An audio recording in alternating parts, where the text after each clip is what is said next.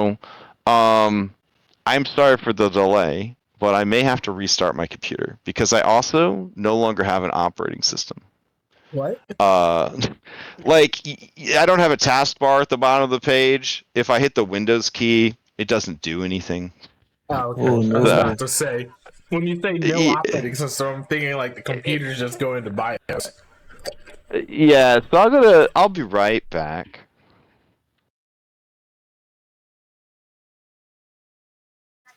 It's not good.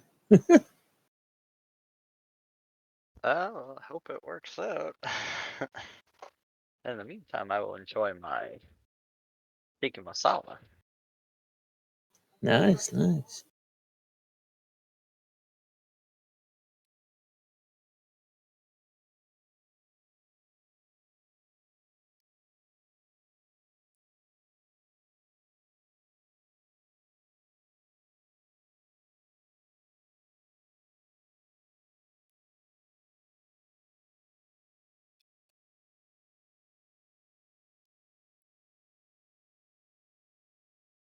Trying to work on leveling up some leshies for extra life.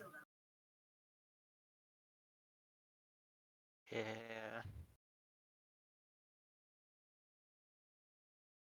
I liked it last year. I'd do it again, but it's just inopportune timing. And I'm an utter disaster at the moment.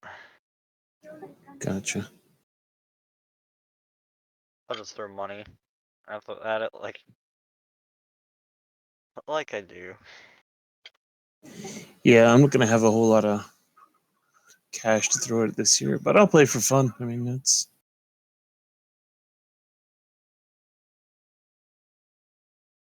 Well, it's not like, money is what you use to do well in it at all. That's not a primary factor of it in any way, shape, or form. no, not at all. That's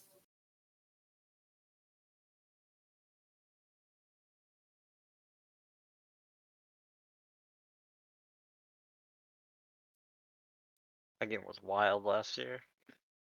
it was insane. I think I bounced back between teams like twice or 3 times. Yes. And then me in the end just like, all right, team, this is the only way we're winning. Claw bite, the 5e special. And I wasn't wrong, was I? Let's how No, Team that Red was, won. Claw bite. you were spot on, sir. It almost feels patronizing, but it's just true.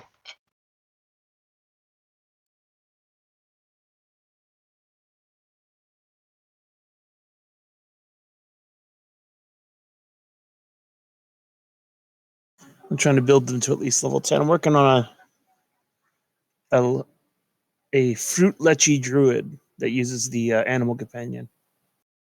Ah, animal companions. Yeah, I'm taking the two druidic orders leaf order at first, so I have a little familiar. It's just funny because it's a tiny leshy spirit that's next to my small leshy spirit. And then at level 2, I'm taking the order explorer, so I get the second order for the animal order. Yeah. And that way I'm able to choose the plant familiar or animal companions.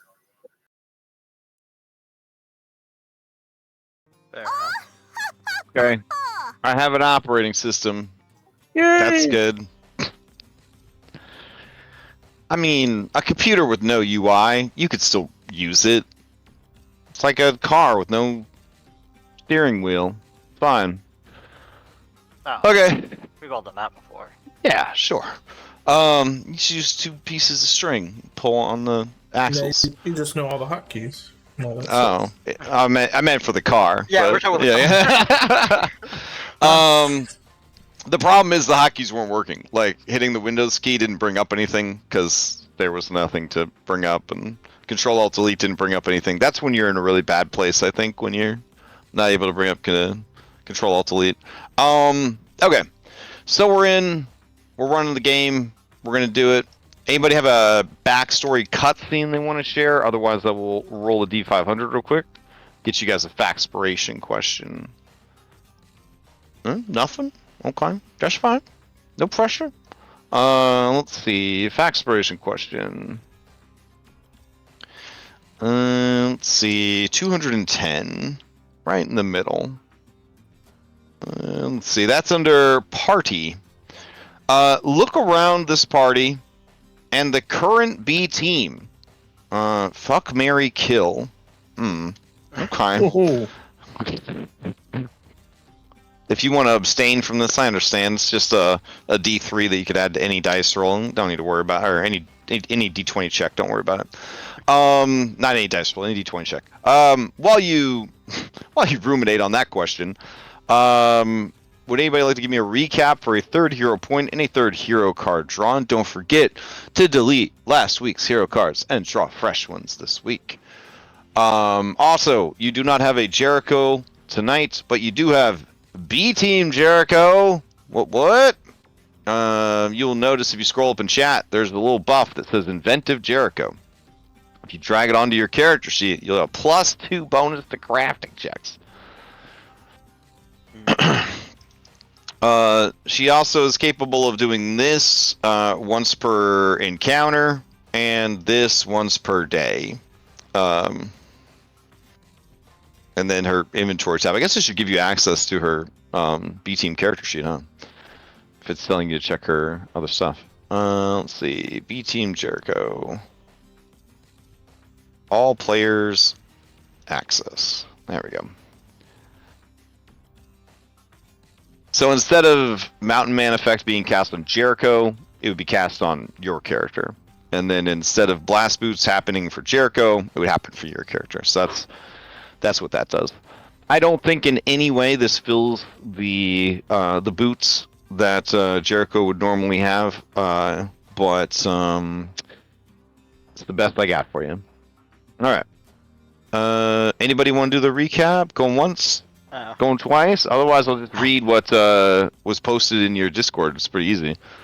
All right, Henry, what happened last time?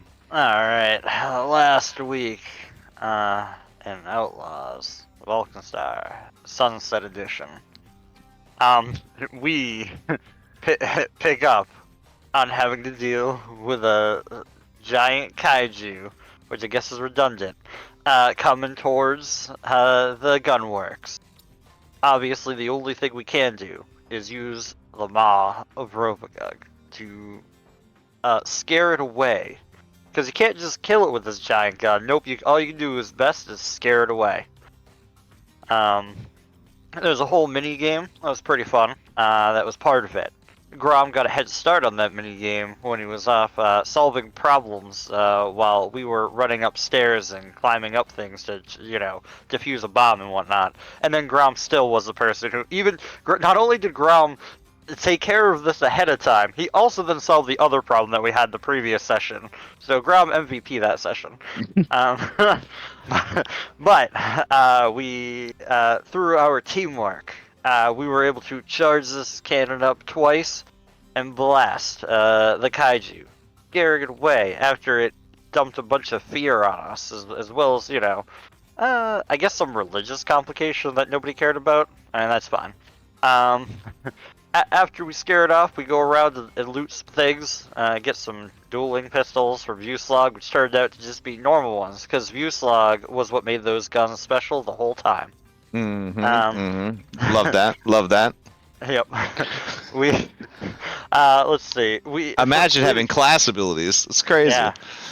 We did end up leveling up to 9 after scaring off the kaiju.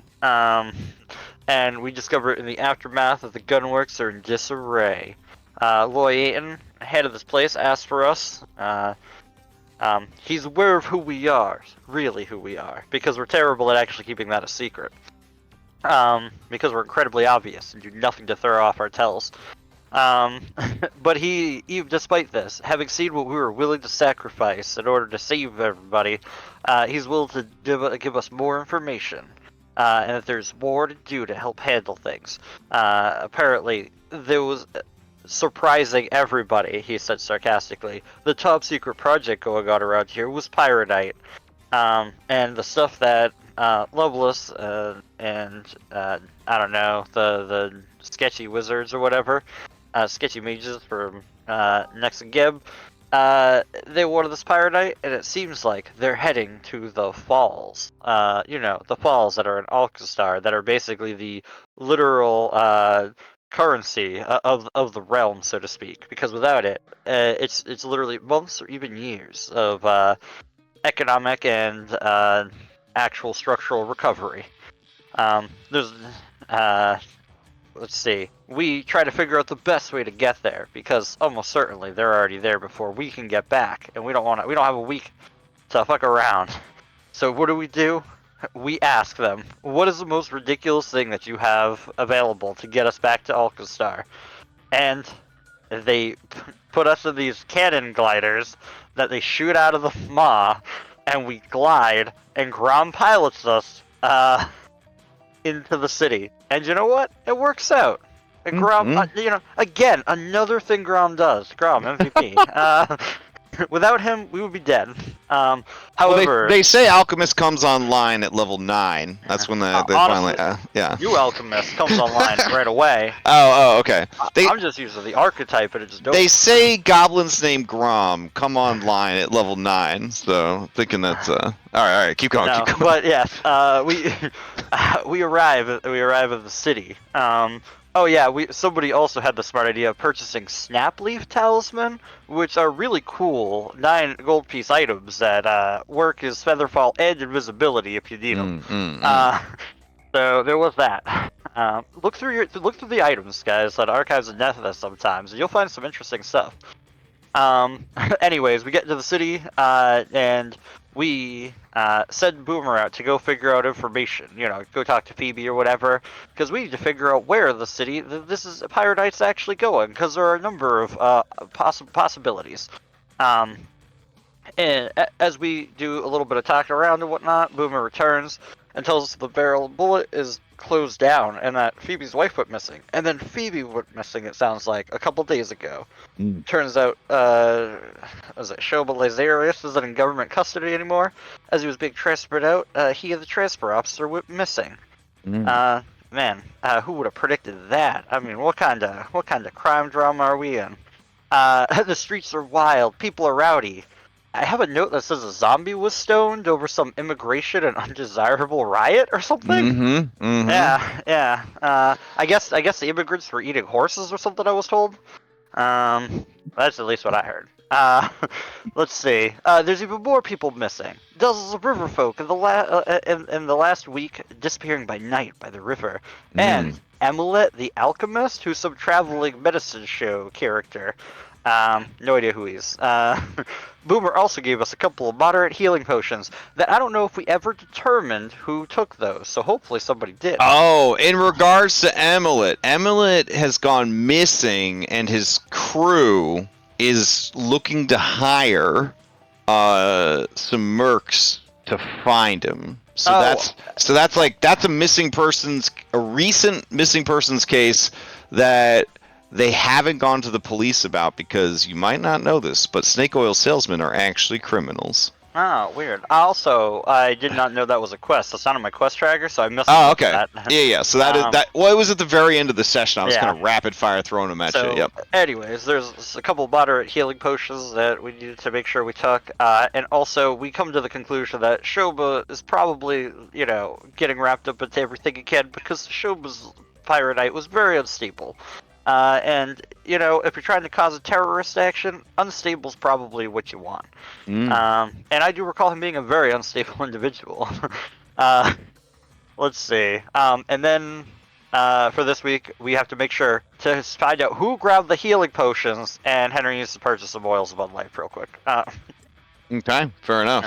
Sorry, that was a pretty detailed recap, I think. No, that covered everything. Does anybody want to answer this question real quick for a D3, or are we all going to be gentlemen and just sort of ignore this question and start the session? Going once? No. Going twice? Shit.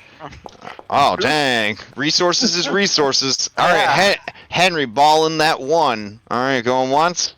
Going twice. All right, Henry. Your assembled cast includes Kelly, the angel who hates gods. Jericho Darling, no introduction needed. Jet Ree, very handsome undercover cop who's in over his head. Grom, All right. Boomer. Hold on. There's more. Is Vashon still in your group? Yeah. Yeah, Vashon. You got Woodchop. You've got the Sand Squid, and you've got a child robot. Yeah, he's not part of that. You know what? Fuck it. Here, you've also got this dinosaur skeleton. All All right. So, do you want me to put on different music? You want to put on like love connection music or something? Like, let's see, dating game music. Jesus Christ. Okay. All right, I'm never hold gonna on. eat my food. Let's see. All right. All right. Ready for this? I'm ready. All right. All right. Who's fuck? All right. So I mean, Boomer. I feel like he's wild. All right. Fair enough. Good choice. All right. Who's Mary? Kelly, because he's got all the healing. All right. Fair enough. All right. Who's Kill? Which out? Damn. All right, ladies and gentlemen, there we have it. You may ask the same question of any willing PC, of which I don't see any, or any NPC you've met during the adventure, and you will be added to the roster. Oh, fair enough. I'll be Vashon, obviously. Oh man, Vashon. Okay. Dang. All right. I mostly want to just get this over with. Okay. Vashon. He do like them shorties. And fucking Grom is almost as good as fucking Grom's mom. But, yeah, he'd go with Grom. Who knows? He could maybe network to Grom's mom afterwards. Let's see. Mary. Ooh. Man. This is all meta knowledge, right? No one's gonna know. I hope so. Okay. I mean, he doesn't. I mean, if he was gonna spend the rest of his life with someone, I mean, he and Jericho Darling, they understand each other's workflow. You know what I'm saying? They don't get in each other's way. You know what I'm saying? They're on the same wavelength and vibes or whatever. I mean, it's fine. It's fine. But if like she said no or whatever, probably Kelly, because he's got a respectable job, probably good benefits with his government job. So, and then Kill.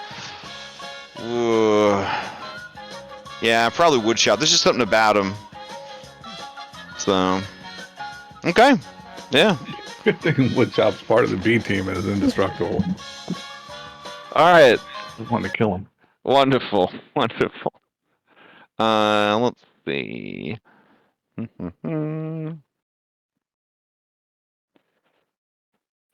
There's a collectible D3. Let's see. It's right here. Blurp. Okay. I want some Blades in the Dark extended music to play in the background. Oh yeah, here we go. Jericho gave us the fanspiration point, but Jericho's the one that takes care of the fanspiration points. You want me to fill it up real quick? That'll put you at 5. Oh, okay. All right. I can also add a hit point. Oh, well, maybe. That's a big boots to fill. Some big blast boots to fill. All right. So the question here, guys, why is there an I don't know why there's an Among Us. Hey, what do you guys want to do next? You have some leads, and I believe it's afternoon time. That sounds right. Jericho wanted us to know that Vashon is the answer to all 3. Dang. You guys want to know what happened to High Noon Vashon? He's dead. He went carousing, and he aged 70 years because he hooked up with a Fey princess. She gave him 2 trinkets to commemorate the occasion, but apparently they made love for 70 years, like Rumpelstiltskin style or whatever. So now he's 103 years old, and I'm pretty much rolling every time he goes to sleep to see if that's his last sleep. It's funny. Yeah, it's not great. Not great. But don't tell the other group this, but one of the items that he was given as a trinket is worth 12,000 gold. So I'm sorry, what? I would kill him myself. they don't know about it. They don't know about it. All right. right. Telling him. Yeah. I'm hoping he doesn't die, because then they're gonna search his body, you know what I'm saying? So all right. Anyways, you have You 3 You mean they don't have, B team, what's the word I'm looking for? When you Immunity? die? No, when you die and you want people to inherit stuff. Oh, like a will and testament? Yeah, they don't have B team will and testament. He could be like, I want to be buried with all my things. Yeah, you know what? That's a great idea, bro. I'm gonna add that. That's stuff. There you That's go. good stuff. Yeah, you should DM more often. Just saying. All right. So the three official leads that I'm aware of is people going missing up and down the river, mostly in the poor district. This Emlet guy going missing, and his crew trying to hire under the radar some mercs to investigate his disappearance. And then Shoma went missing. Now, conveniently, all 3 of them take place in pretty much the same area. Perfect. So, I'll let me collect all the quests and then go do one thing, so they all All end right. up in the same location in the end. So this area that I'm about to circle in the bottom left of the screen is the area where people are going missing. And then the Hidden Temple, you are already well aware of. And then at the top over here is where Emlet is based out of. It's like the Lookout Park or some shit like that. Alright. Are there any legends about this hidden temple? You've literally been to it. I It's, know. I was making a joke. It's a great show. It's a great show. Apparently, they didn't treat the kids too well when they were filming it. That doesn't matter. Kids suck. Eh. All right. It's a good show. More kids should be forced to compete like that. I propose Hunger Games in real life. All right. We're almost there, guys. We're almost there. So, I guess the question is, what do you guys want to investigate first, coming from Gattleby's place? Also, keep in mind that this has never really come up, but there's sort of like a San Francisco kind of vibe going on in Smokeside, where there is a slope where the western part of the town, near the Hellfallen Cliffs, is high, and then the area of Smokeside down by the river is low. So it's never really come up, but a lot of this terrain is extremely uneven. And then really it's kind of like along here-ish is sort of like the steepest part of like the Smokeside terrain. Huh. Yeah, because it kind of matches up, right, with the situation over here with this waterfall and like the raised area, Skyside, and all that jazz. So,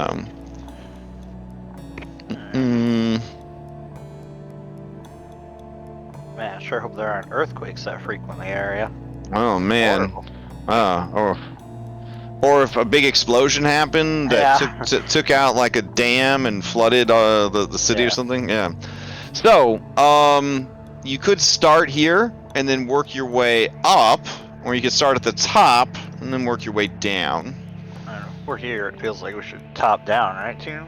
All right. Topping it is. Okay. I actually have a map for this park. I'm not sure if you guys have been to this park before or not. Let's see. Grab B Team Jericho, grab Robo Baby, grab Sand Squid. Sand Squid a little put out. Nobody picked Sand Squid for any of the answers. Feels like they're not even a part of the team. I think it's a bestiality issue. Is that really a thing in Dungeons and Dragons land? Is that like still a probably? You know what? Don't answer. We'll save that for a future faxpiration. All right. Let's see. The Screw Overlook. Not the best name for a park. Feels like you're encouraging people to come do the wrong thing. But anyways, you guys roll up on the Screw Overlook. And it's loud, apparently. Oh boy, is it loud. Let me turn down the volume a little bit. I don't remember this place. Alright, good. Then you haven't been here before. You could have come here, but you didn't. You wound up not coming here earlier. That's fine. Because then you would have met Emmett while he was still alive, and it would have been, like, seated. But he was, like, a branching pathway that you guys didn't take, so that's why you... Yep, that's why you haven't been here. Alright, Oh. cool. Sorry, I'm looking at all the timelines. You do see one of your favorite types of NPC. Boy, that sounds bad. A bear from Beartown.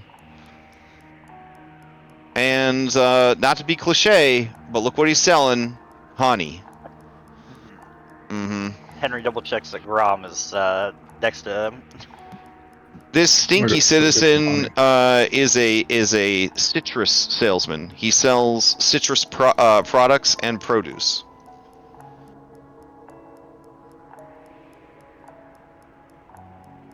Oh wow, that's real mean. Dumb ogre warrior.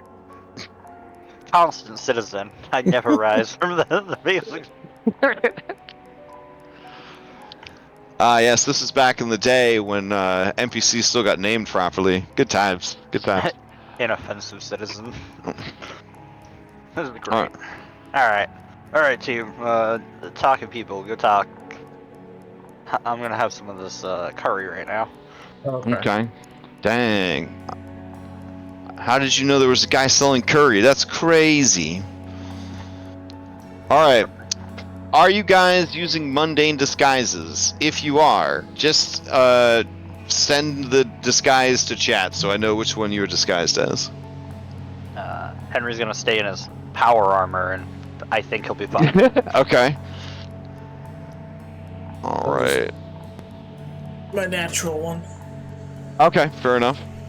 So, Grom, you and Boomer are using the power of passive racism as your disguises again? A Colo and a Goblin? Sure, we'll try that. It's worked so far. Okay. You're gonna really push your luck this far into the campaign? I got you. Alright. Let's see. Vashon's disguise this time is going to be a 103-year-old man. He doesn't know why, he just felt inspired to do that today.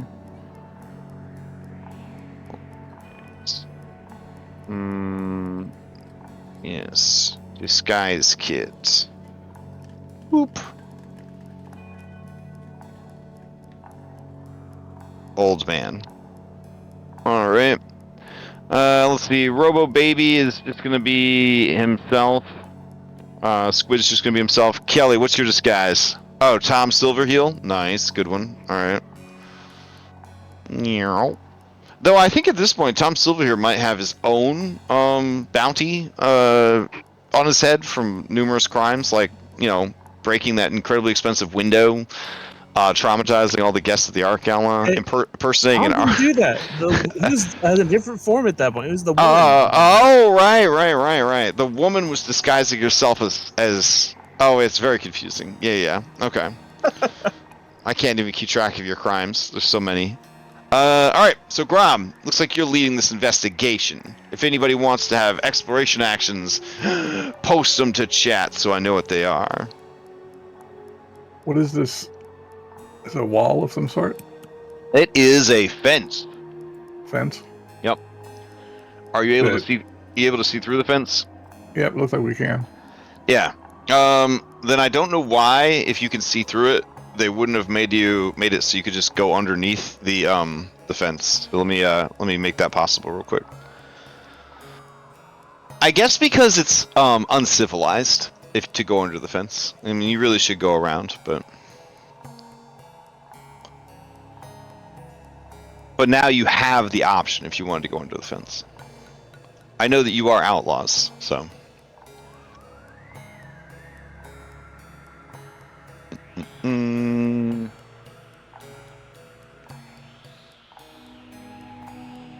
Those are my two I got going. Okay, so gathering information will take about 2 hours, unless you have a feat to speed it up. You can, however, we'll assume that you're starting it in case things last a while. You can give me with investigation a recall knowledge. All right. All right. What about you, Jet? You got any passives for us? Or not passives, but exploration actions? Yeah. It's gonna be gather information. Ooh, okay. You're also going to be gathering information. All right. Well, what are you trying to find out, I guess, is the question. Where this Emmett's crew is, or something else? I'm wondering about the missing people. Like because there's like a bunch of people that went missing, right? Yeah. So Okay. I'm just trying to find out like things like common, things like man, woman, they work here, they do that thing, or is it all just random people being targeted? Okay, I got you. All right. Okay, so go ahead and give me diplomacy check from Kelly and from Jet. And these would be hidden diplomacy checks because you might get false information. Find G.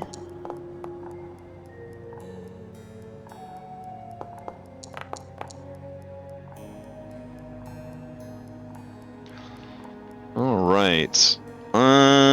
Interesting. Okay. As you guys are asking around, Kelly, you may ask 2 questions. Jet, you may ask 1 question. Relevant to your line of investigation. So, this area, the people in this area, the events happening in this area.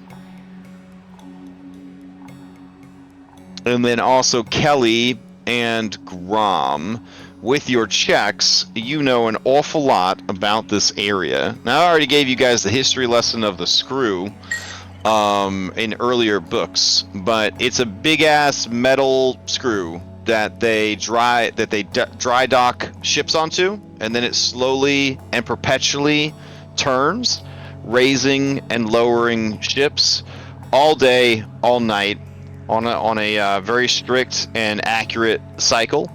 And because of the time that it takes, businesses have been built up and down the cliffs on either side of the waterfall so that they can take advantage of those very bored people that are on the ships. And this allows ships to access all of the Estradi River, which normally would be inaccessible because of this very large and very deadly waterfall.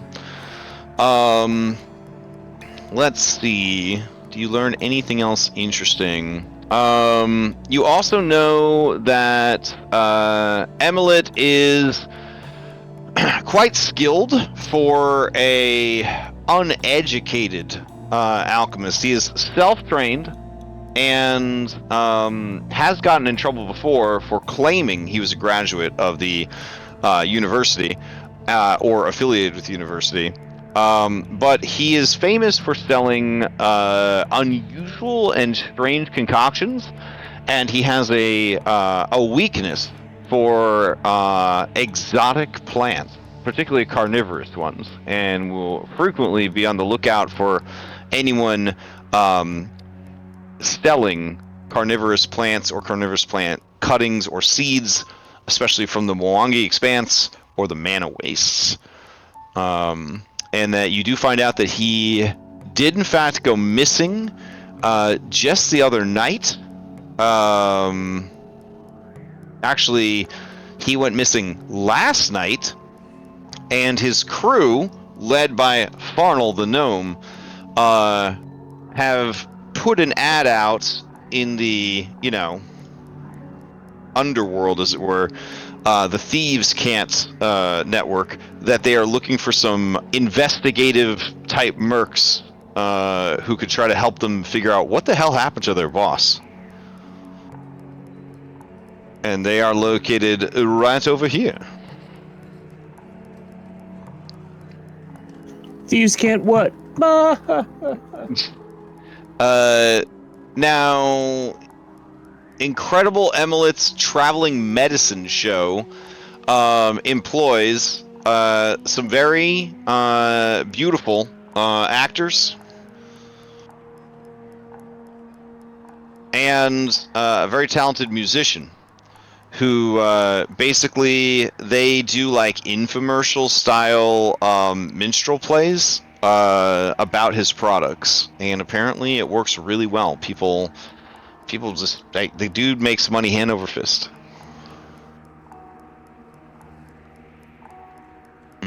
However, his employees are afraid of reporting the disappearance to the shield marshals because most of them have gotten in trouble with the law a few times in the past.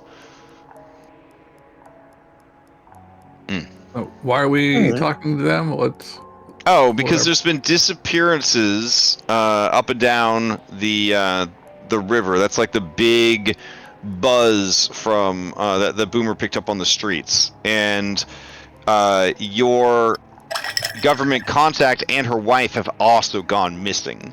So the fact that they've gone missing and there's a bunch of other people going missing, it's a lead, I guess. Yeah. And also Shoma Lyserius, he went missing. You know, like a lot of people are going missing. So this is like the most recent missing person that hasn't been reported to the cops. Gotcha. Yeah, I guess I'll try to locate his workers. Yep, they're literally right here. Henry takes a spoonful of courage. Just points. All right, so I'll advance time. There we go. Well, I guess my two questions would be, where did they last see him? Mm-hmm. Oh, I'll give you those for free. Because you're gonna go talk to them and take the job, I'm assuming. So this would be like, you could just, as you're asking around the marketplace in the park, you could ask any two questions, and yeah, you can still ask the one question. I just wanted to give you guys all that information that you would have had from your recall knowledge before you went and asked the question. Okay. Yeah. I guess, is there a time of day that people all go missing from? At night. At night. Mm-hmm. In fact, the person that tells you at night swears that it's vampires.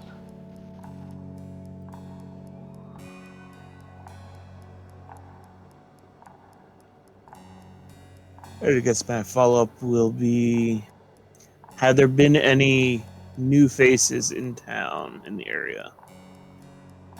I mean, they look around at Alkenstar, a hub of industrial capitalism and trade, and they say yes. Okay, well. Yeah. All right. Sorry to evil genie you on that one. Yeah, I got you. Jet, do you have a question you want to ask the people during your investigation? Witnessed somebody being kidnapped?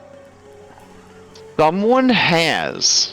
They said that they saw a man, a disfigured man, dragging an unconscious person into the river. Into the river. Holy Now they were pretty deep into their cups. They never drink alcohol on the job, but they're not about to turn down some spirits in the evening. You know what I'm saying? Mm-hmm. Something to bring them down from all the coffee and the cocaine during the day. So they were walking home along the river, and they saw like a man. He was kind of hunched over, and he was dragging another man, and then they just both into the river, like off the boardwalk. He says it wasn't here though. It was down that way. Down that way. And he points east. To the east. Okay. Yep. Down that way to the east. He said the maybe ball. they were just taking a swim, but I wouldn't swim in that river. Nope, neither would I. All right. Then I guess you guys follow up with Farnell. Farnell says, hey, you there. You got a look about you.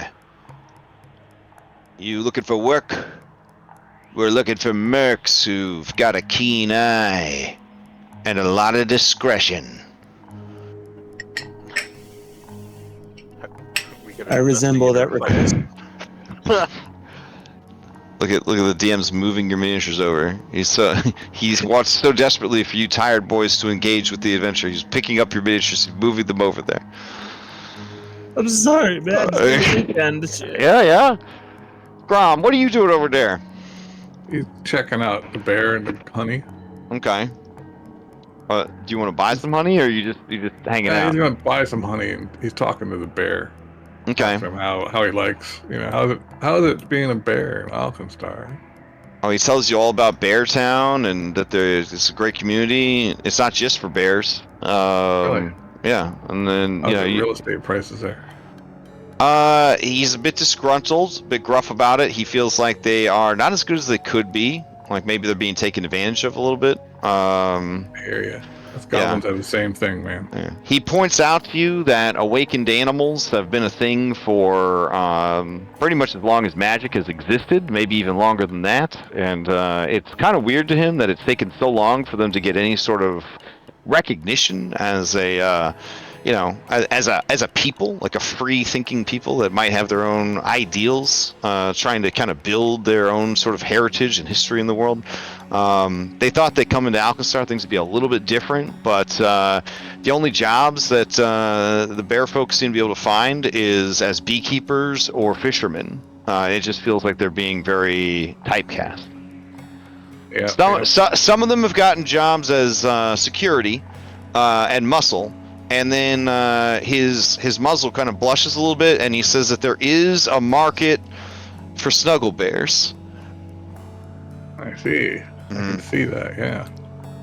Yeah. But he does show you the fine wares that he has, which includes honey at 5 silver a jar, honey cookies, and those are actually 1 silver a piece, and then honeycomb cake. But that is going to set you back 2 gold, bro. He does see that you have a nose for the exceptionally rare, and he does show you his level 10 honey scent alchemical poisons that are on the back, under the counter. These sweet scented poisons trigger vivid hallucinations in those who succumb to it. They believe swarms of ravenous biting insects are feeding on them from the inside out. So vivid are these hallucinations that the victims damage themselves by trying to scratch themselves open. I don't want any of that, but I'll drop like 4 gold on goodies. Some cookies, some honey, and some cake. Oh yeah, I'll throw it onto your character sheet. Hold on. Henry's starting to have that Loy 8 heart attack right now. He hears this from a distance. 4 gold. Mm-hmm.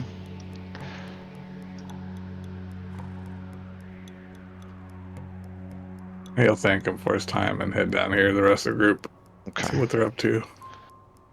I mean, you want to throw 4 gold on there, you can have a honeycomb cake. I mean, you know what? He likes you. He'll give you a honeycomb cake for 1 gold, since you bought so much already. Alright.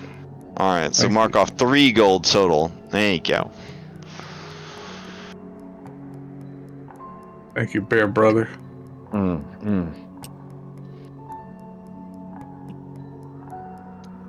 Alright, so you arrive. He says, yeah. So, are you the mercs we're looking for or not? I think we might be able to help each other out. Alright. Well, follow me. As he walks by this girl, she grabs him by the, the top of his head. And he looks up at her, and she says, Farnell, I don't feel safe staying in town much longer. I'm worried about what happened to Emlet, but we gotta look out for our own. I just got a bad feeling. I don't think it's safe in Alkenstar no more. And he says, yeah, I agree. But we gotta do right by Emlet. We gotta figure out what's going on. And also, you know, I want them to check out these wagons, because I got a bad feeling about them too. And she nods.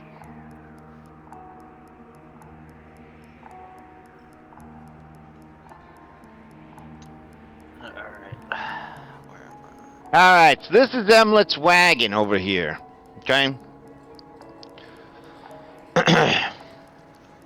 Where do I begin? Anyways, several weeks ago we arrived in town, and we have been making a name for ourselves. And, money, profit, fame, women, we've had it all. Alkenstar's been real good to us. But last night, we were all out drinking and celebrating. Emlet, he didn't go for that kind of stuff. He liked to hang out here, working on his, experiments. But, that's the thing. When we showed up this morning, he was nowhere to be seen. Normally, he checks in on us if we've been out partying all night. We have some meetup spots that we always prearrange. You know how it is. And well, Violet over there, she's got a real good sixth sense for when things aren't going right. She knows things, you know what I mean? She knows something bad happened to him. She thinks he's gone missing, just like all the other people. Anyways, her premonition's so bad, we're gonna hitch our wagons and get the heck out of here. But I don't want to leave without settling whatever happened. Now, we got some decent coin, and I'm definitely willing to pay for some answers. Maybe you could find something here that the five of us couldn't, because we're very hungover.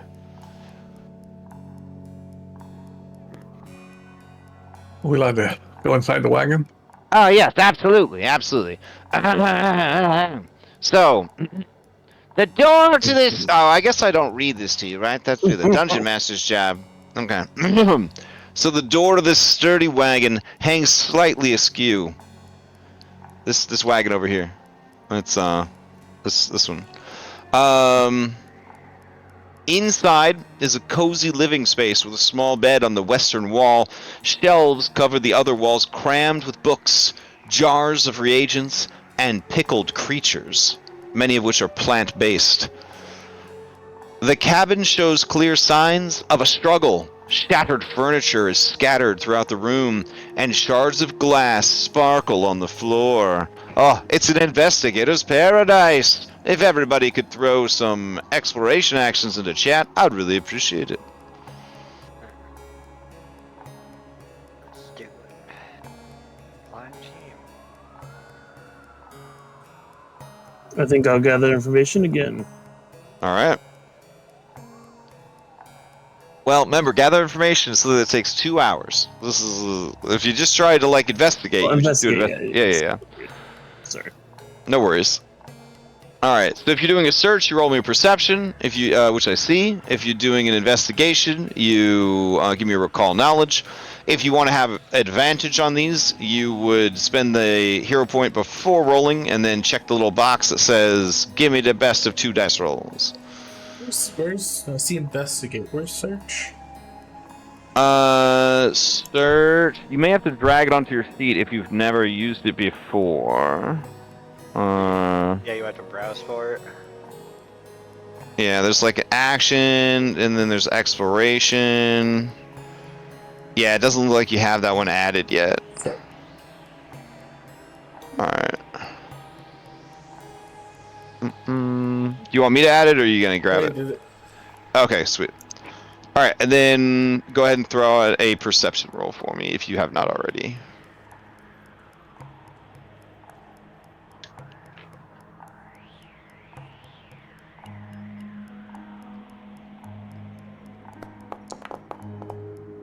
Oh my. Oh my.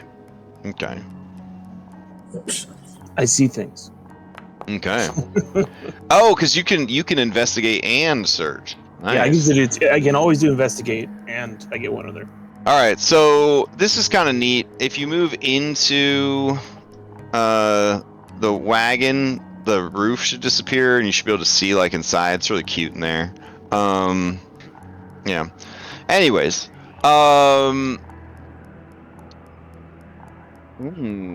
okay. So let's see, Kelly, with your check for recalling knowledge, you're not 100% sure about the details of what you're seeing, but Grom, fortunately, is able to piece together a lot of that. You and Jet, however, do discover something interesting. So here we go. Grom, you realize that there was a fight here. An alchemist fighting against some assailants. They used some fire bombs and threw them at the door. You can tell almost to the ingredient what bomb was used. This is pretty much your standard alchemist fire. Kind of crazy that they would do it in their own living quarters. So that hints that they were desperate. Scorch marks everywhere, burnt glass. The furniture is shattered, and it looks like before it was shattered, it was deliberately moved in front of the door to try to block someone from opening it. But whatever opened the door was strong enough to push the barricade aside, meaning that it was either one very strong assailant or several assailants working together. The last thing that you notice with your investigation is that someone small escaped out the window in the back, but they cut themselves on the way out. You can see that there is a yellow feather covered with blood.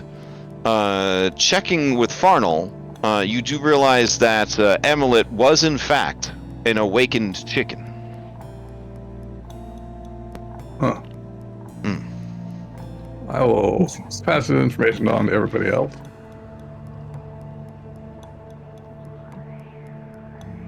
But he might have escaped.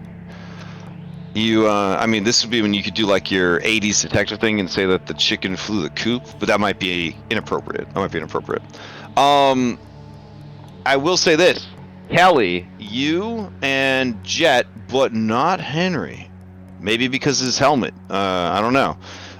You guys notice there's a secret stash, a compartment hidden in the bed that is ever so slightly ajar because of the altercation that took place here. Do you slide the drawer open or leave it closed? It's open. Oh, you slide it open? Okay. Yeah. Inside, you see 2 vials. They are labeled experimental. And then there is like random numbers on them. I will add them to Kelly's sheet.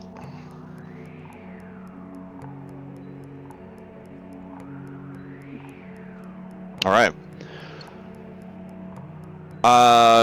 Grom and crew, you do see that these spatters of blood go out underneath the deactivated horses towards the other wagon that also bears Emilet's magical snake show or whatever. Sorry, Incredible Emilet's Traveling Medicine Show. So both of these wagons were owned by him.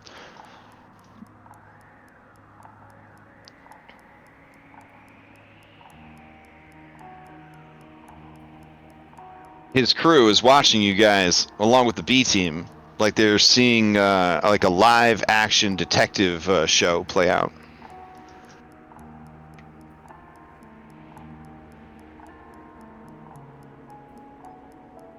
Try not to disappoint.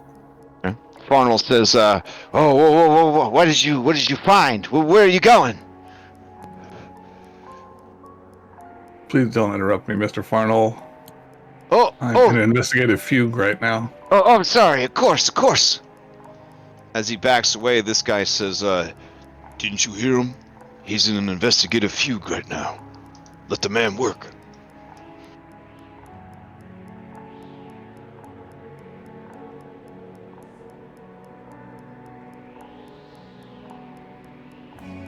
Alright, Grom, you follow the very faint trail of blood. You realize it rained last night. Not very long, but pretty damn hard. Any other sleuth would have missed the blood on these cobblestones. But you also missed them. But luckily, Kelly and Jet rolled very, very high on perception, so they point out to you the trail of blood that you would have lost that leads over here. Can everybody give me fresh rolls? Perception checks? Yep, whatever checks you are running, go ahead and give me fresh ones. Henry's still eating his curry. I don't. Like, if I rolled bad, he's obviously not paying attention. I have no idea. Henry, You're wearing goggles underneath a helmet that is probably not helping things, and somehow you're managing to eat curry at the same time. Yeah, I feel like you got your hands full. Okay. I can't see my rolls. I'm rolling privately, so I don't know. Exactly. All of these rolls should be blind if you're doing perception checks and stuff. Let's see. All right. Grom, who is for some reason labeled as Morg. As you come in around. disguise. Oh, my bad. Detective Morg. You realize a few things about this. One, you realize that this is Emilet's laboratory. You know that because Farnell shouts it at you as you're investigating. He says, "That's the boss's laboratory. That's where he cooks up all his concoctions." You see that the blood and tracks that were pointed out to you by your allies, they indicate that the wooden block that would be used to keep this thing from rolling down the very steep hill that the DM went out of his way to mention at the beginning of the adventure, or the session, to keep it from rolling comically down that hill, possibly running over a baby carriage or a stray dog, before plummeting into the river at the bottom of the hill. It's been kicked out of the way. Do I see it somewhere? Yeah, it's underneath the cart. I will scramble underneath there real quick. Okay. You realize with your engineering knowledge, well, wait, you don't have engineering knowledge. Nope. You realize with your crafting check, DC 4, goddamn, your crafting check 40, that without these wooden stoppers in place, this cart, you're surprised it hasn't rolled down the hill already. I try and put the stoppers back. All right, yeah, with your check, it's no problem. You wedge them back into place, and then a really cool, funny thing that might have happened won't happen, but it's for the best. All right, so you crawl back out from underneath. Farnell is biting his fist because he wants to ask what you found. What do the blocks mean? What are you doing? All right. Henry, What about the rest? What about the rest of your team? Can you open the door, Henry? He fumbles with the curry. Okay. Sure. I can't. It's locked. Oh, it's not. It's gonna be locked. Maybe there I'm you too far away. There you go. Oh, thank you. All right, there you go. All right. You see a roughly 6 foot by 9 foot alchemist lab. Only a chicken would feel comfortable working in such tight conditions. But you see that it is a disaster inside. Large wooden wagon sits on the hill at the very edge of the plaza. Inside the wagon is filled with overpowering putrid stench. A large workbench is covered with test tubes and glass beakers. Packed crates and jugs of liquid are stored along the walls of the wagon. In the back is a wooden wall with a metal door. A sign on the door reads, "Danger, keep out," but it's hard to read because it's in chicken scratch. Boom, boom, boom. Does it look like something bad happened in here? Oh yeah, it looks and smells like some real bad shit went down in here.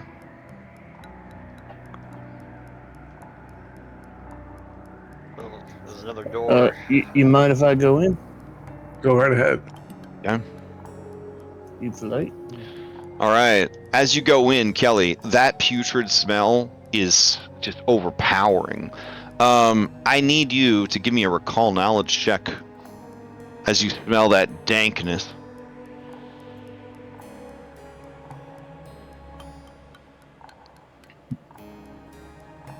I don't know if the forensic medicine will help with that, but You're not 100% sure what you're smelling. It smells sickly sweet.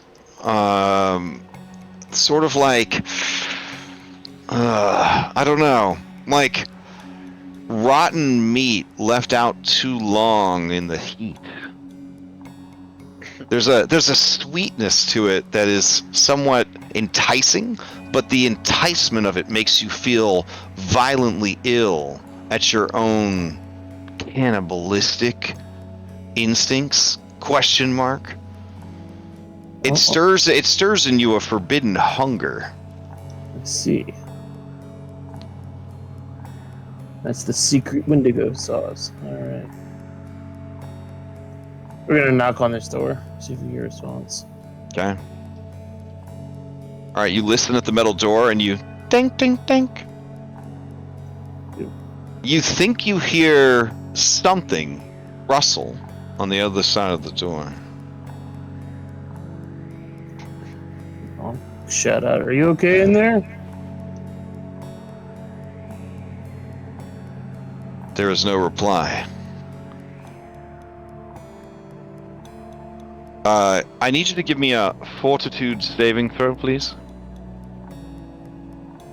Alright.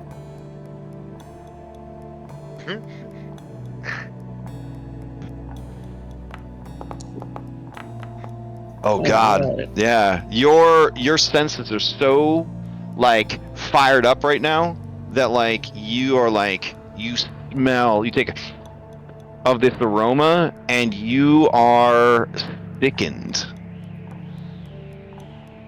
While sickened in this way, you are also slowed. I will. I think Like your stomach is like seizing up. Like it's hard to breathe. Get off fresh air. Okay.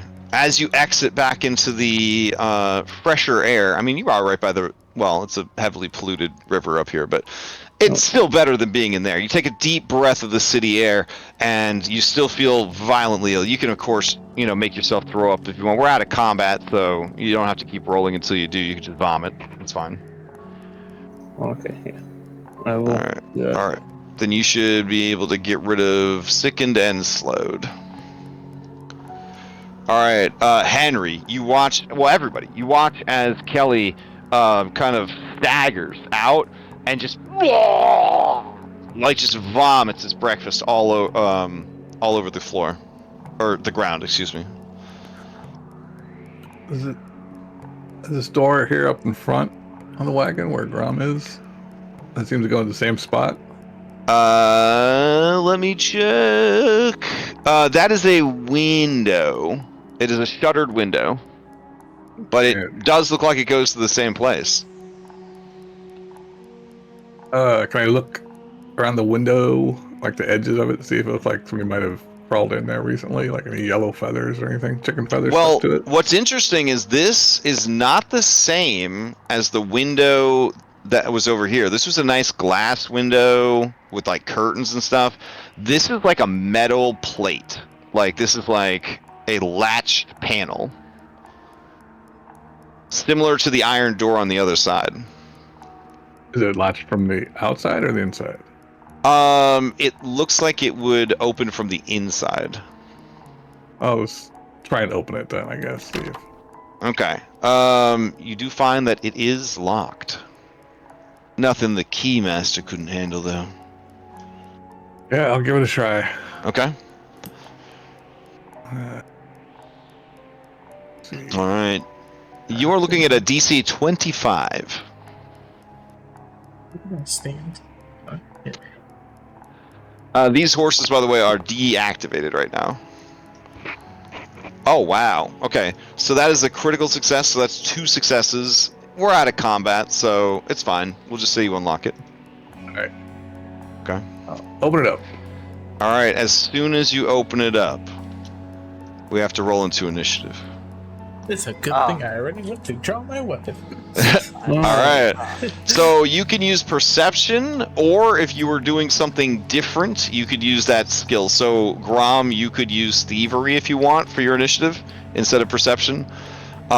Kelly, you could use thievery or... No, it's not, sorry, thievery. You could use perception or, I guess in your case, that would probably be it, because you kind of had to go and barf and get yourself back together. Henry, okay, so I'll roll you guys in. I use crafting instead of lock thievery. Oh, since that's the roll that you use for picking locks? Absolutely. Yeah. Yep. Sweet. My initiative is 34. Holy shit. Alright. Yes, I passed my flat chuck. 37. Alright, let's see. Jet Li Sorry, is 28. 34. Got it. Alright, then I'll roll for the other stuff. Okay.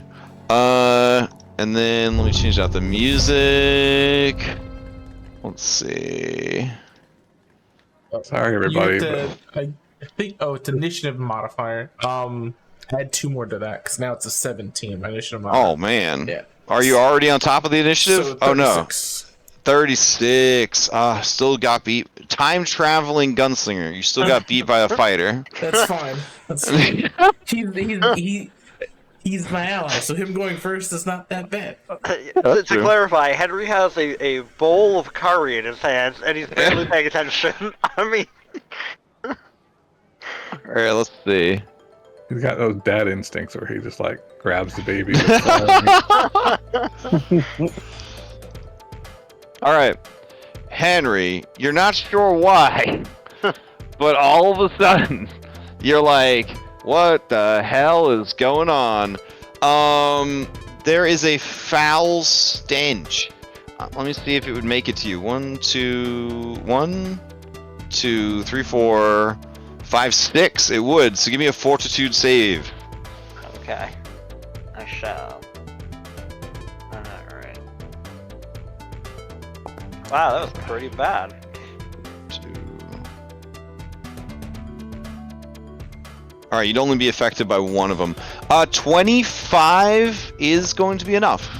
Oh, well, since I'm a master, that acts like a critical success if it's a normal. Oh man, you know what happens on a critical success? Nothing. Alright, good to know though, good to know. Alright. Let's see. Okay. Oh wait, something does happen just for succeeding though. You are immune to this stinky smell for 1 minute. Oh, fantastic. Alright. Let's see. What do you get up to then? Waiting for it to stop being paused. Oh, sure. Alright. Oh, that smells pretty bad. I guess I'll go wander over. So I'll just move. Still can't see anything right here. Hey. And he looks over. He's looking at Grob. Does Grob have any particular face or anything? Oh. As you head over there, let's see. Just trying to put these guys in a way that they're in a space and still on the map. There we go. Oh, shit. Yes, there are these plants. Looks like a carnivorous plant that somebody might have been experimenting or it's from an exotic Yeah. plant. It definitely looks like an exotic / carnivorous plant. Okay. Henry he just steps Okay. and he closes the window. Oh, okay. Yeah, sure. That would be 3 actions, I guess. All right. He's still holding. He's still just got the curry in hand. He just walked up and like, I got this morgue, and he closes the window. All right. He closes it and looks down at Brom and kind of gives him a disappointed look. I will say this for learning about the monster. You would not be able to step into the space because of the parked horse and like the rigging for the thing and all that. But if you were to stride up and close it, it did not trigger any reaction from the plants. Oh, okay, yeah. Whatever Yeah. action would have been required to move there. Yeah. It's just a good opportunity to learn whether or not they have a reaction. All right, Jetri, to you. Let's see. I'm gonna, since he closed the door, I'm just gonna go ahead and use an action to try out another gun out. And I'm going to, since I have 2 actions left, ready an action to shoot one of these captured Zululians or whatever that I saw. Okay, so you're gonna ready a shot to shoot one of those guys if they appear. Yeah. Got it. Okay. Yeah. All right. Just a sec.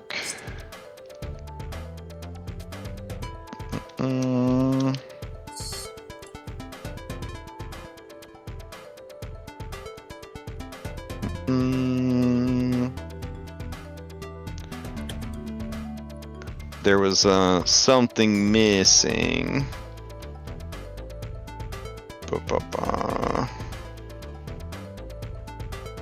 There we go.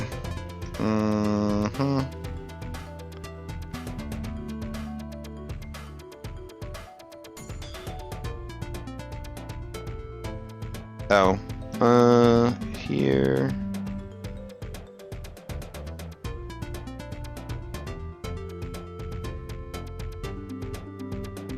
Any second now. And good. Okay. Alright. Yeah. Play passes to this creature. Yeah, sure. This creature is going to... It'll hop into initiative. What is your reach here, homie? Honestly, not that great. I thought it'd be a little bit better than that. Yeah. Let's see.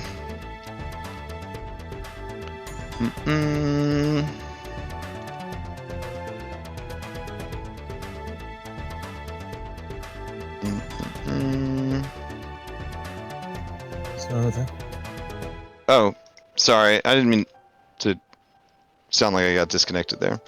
Okay. Door open with their first action. You see it uses one of its vines to open the door. Don't know if you have a shot at that one, Jet, but you do have a shot at this one, but it is going to have greater cover. Because you're shooting through a little window. I will take it. Alright. Let's see. Hold on. My computer is still fighting me the whole way here.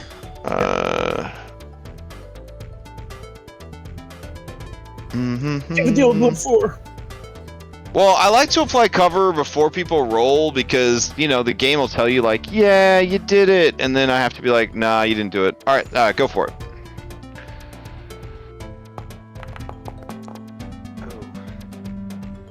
All right, thanks to the cover, that is going to miss. So you pull out your gun's already out, and you just take a shot. It goes right past Henry, right over Grom's head, and the wood by the window just splinters, and Farnell and the crew just cry out like, what? And then at that point, everyone in the market looks around because a gun has been fired at the marketplace. I figured it was just normal for around here. It's Alkenstar. I mean, not at the market. I think this is like a nice, it's a pretty nice market by the waterfall. Oh yeah, nowhere in real life would there ever be nice places that constantly have shootings that people don't even question nowadays. If I was at the flea market and someone started shooting a gun, I would not be surprised, but I would also be upset. Do you see what I'm saying? Yeah. So there is definitely a reaction of people like screaming, looking over, and attention has been drawn. This is one of those markets where the cops are like, "Give me a reason." All right, you have that was your reaction. Yeah. All right, the creature is now going to let's see, who can it see? Well, in so much as it has vision, I guess. Alright, it's got a Grom right by the window, it's got a Henry right by the window. Grom is smaller and easier to eat. This is your fate, Grom, I'm sorry. So it is going to attack you with the vine. It is attacking through the window, so I'm gonna give you cover as well. I would say you probably have greater cover because you're around to the side. So here we go. Does it have anything special it wants to do first? Let me see. Nah. Okay. Here we go. Oh wait, I gotta target you. Am I targeting you? There we go. All right, 35. Is that gonna hit? I believe so, yes. All right. Yeah, it's not a critical hit though. All right. No. So here is the damage.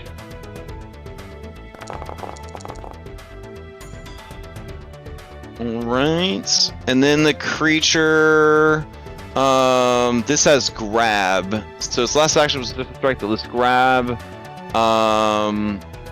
After the strike, an attempt to grapple using the body part that it attacked with, and this does not care about multi-attack penalty. Got it. Alright, so it's going to go ahead and try to grab you. Nope, that's acrobatics, which is nice to know a plant has acrobatics.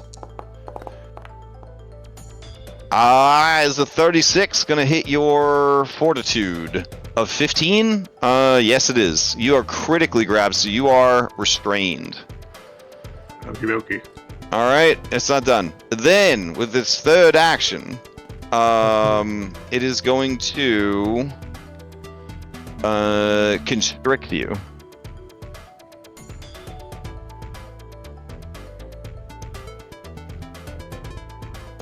So you need to give me a fortitude save.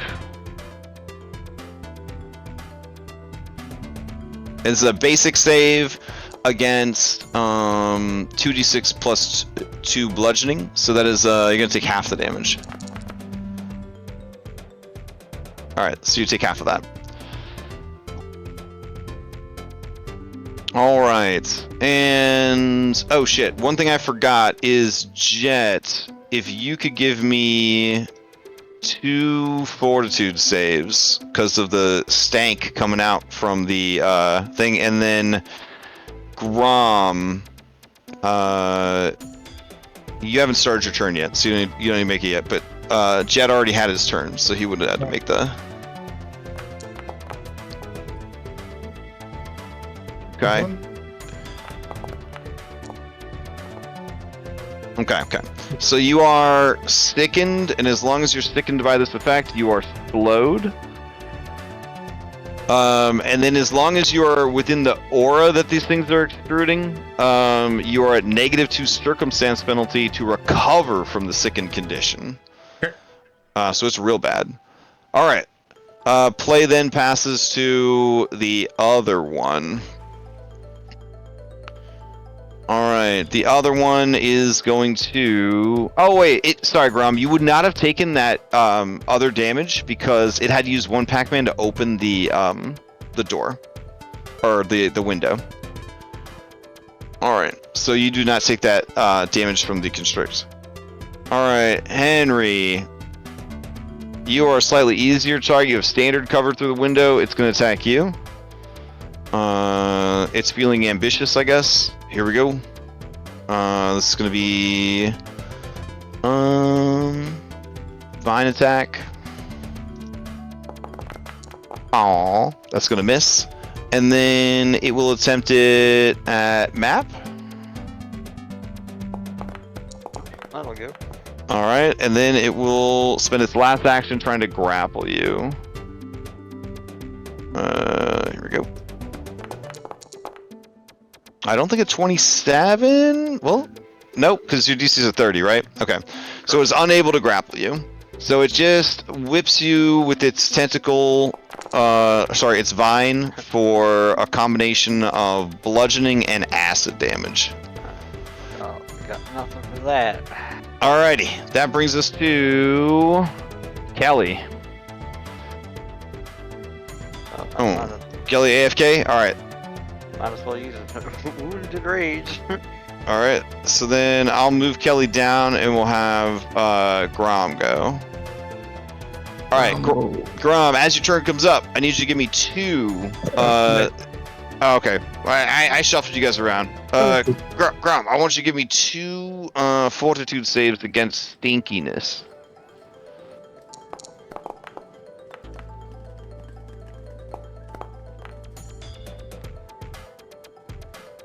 Alright, yeah, you are sickened, and while you are sickened in this way, you are slowed. But, let's see, creature entering the emanation, well, yeah, I guess it would have been as soon as the emanation went off on you. Okay, so you are slowed for your turn, you have 2 actions. What are you gonna do? And you're restrained. Well, a first action will be to do a what do you call it here? Recall knowledge on this creature. Okay. See what I'm working with. Ooh, okay. Yes, you are familiar with these. This is a...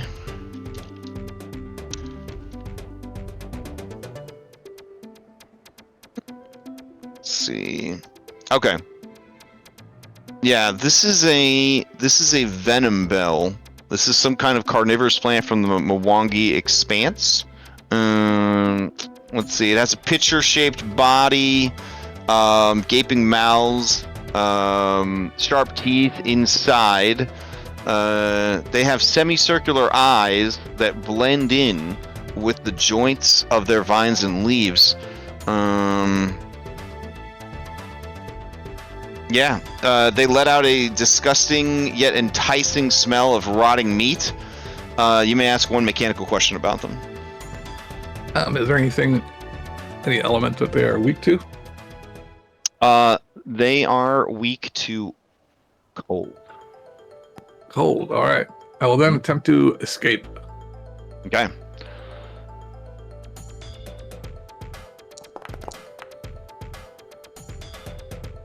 That is a success. But I think that's all my actions. All right, beautiful. Go ahead and remove the restrained status from you. And Kelly, to you. Kelly, you are not immune to this effect, so you need to give me some fort saves. And it occurs to me that Jet, if I scroll back up, no, he failed the first one, so he would have still been... Okay, got it. If he had passed the first one and failed the second one, that would have been different. Okay. So... Alright, so Kelly, you failed, so you are sickened and slowed.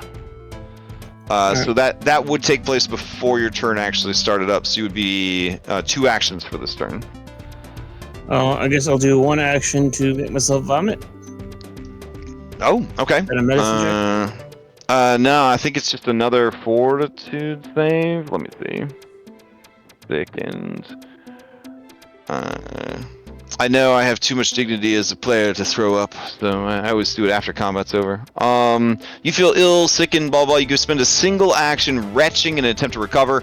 You immediately attempt a fortitude save against the original DC that made you sickened. On a success, you reduce your sickened by 1, or 2 on a critical success. So it's a DC 25 fortitude save to try to barf. Isn't there a penalty in their aura, too? Yes, and it's -2 penalty while these creatures are alive and pumping out their stinkiness. You should be able to kind of see some black lines on the map, indicating their auras, maybe. Oh, okay. Yeah. Yep.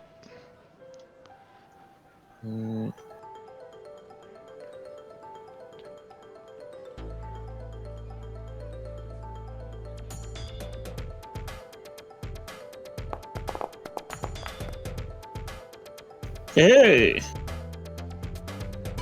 You can see I did put the -2 circumstantial penalty on there, plus the -1 for being sickened. Nice. All right. Then you throw up all over the ground, maybe on top of your throw up from before. You have 1 Pac-Man remaining. I will move to try to see these things. Okay. So I'll get rid of the sickened and the slowed. Oh, is this door closed? Yeah, the door on the inside is closed still. They went and opened the the windowed hatch on the other side. That's how they found the plants. Well, I guess I'll try to go I mean, in if and you open want, you could definitely open the door. You definitely have some plants there if you opened it. Oh, I'll move here because I can only Okay. move. I can't move. All right, and so open. you climb inside the wagon. Got it. All right.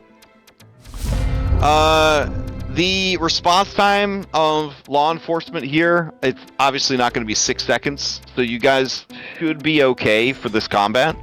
But with your police training and experience thus far, you know that it'll be a, 5-10 minutes. Cops are probably going to swing by, wonder, what's going on. All right. Henry, starting us off in round 2. Alright, I guess Henry has to drop the curry. Oh no! I mean, 1 action set it down. Yeah, well, free action drop. I respect myself too much as a player to not drop this curry. It's not like you can taste it anyways. Oh, that's rough. If it's bone broth, you can. Fair. He drops the curry. Oh. And then he, with 1 action, draws his maul that he couldn't have had out while he's investigating and eating curry. That's fair. Okay. And then I guess I'll just target. I assume they both have similar amounts of cover versus him. Yes. Yeah. They are tucked in the corners. They got these nice long vines that are reaching out. Which one's got Grom? This one? Nope. Grom got free. Oh, okay. Yep. Yeah, I missed that. Alright, then it doesn't really matter.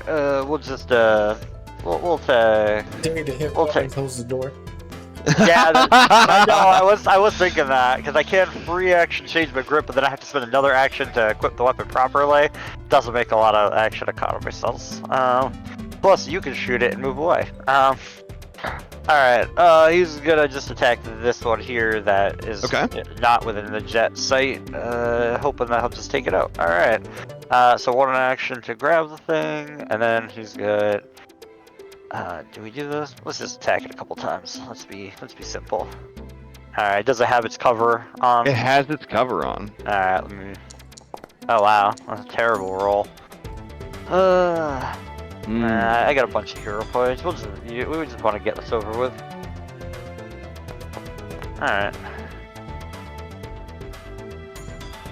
Okay, 34 is going to hit. Alright, you bonk the creature for 31 points of damage, which triggers a reaction.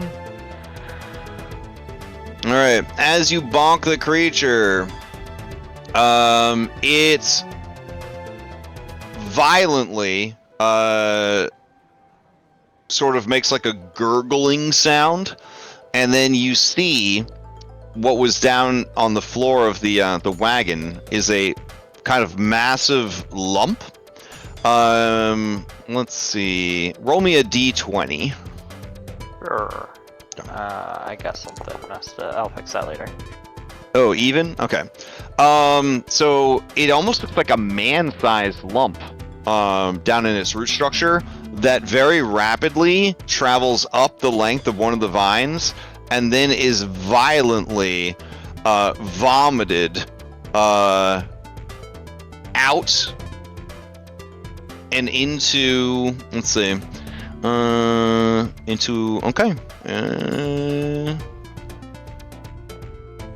where would it go?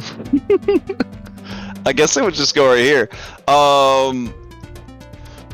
It vomits out a fucking Frankenstein zombie. Oh, okay. Mm-hmm. Alright, guys, these things vomit zombie, I guess. Alright, so as a zombie, this creature is slowed by default. You guys have some experience with zombies. It is a hideous undead that is... all the flesh parts look well digested. Like they've been inside a plant for a while.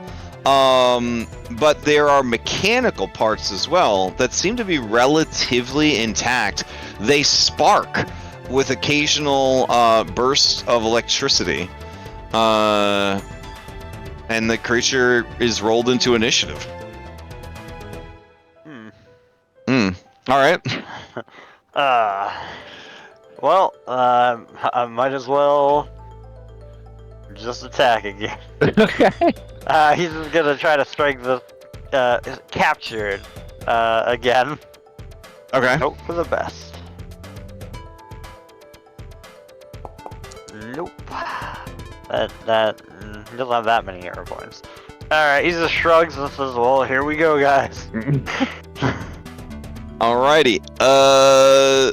So the window is still open. Jet Ree, you're up. Oh. I'm going Oh, to... he's not dodging. What is he doing? There you go. Moving pretty fast for a zombie. Yeah, right. He's got some moves. Some thriller dance moves. Let's see.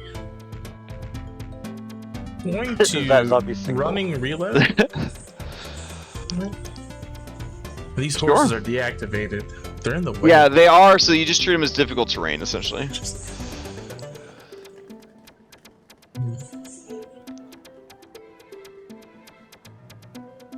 Running reload just to move back.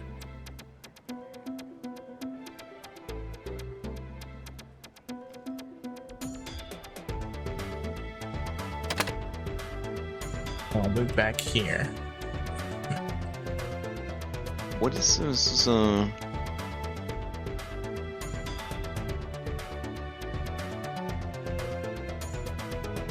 Oh, sorry. One last thing.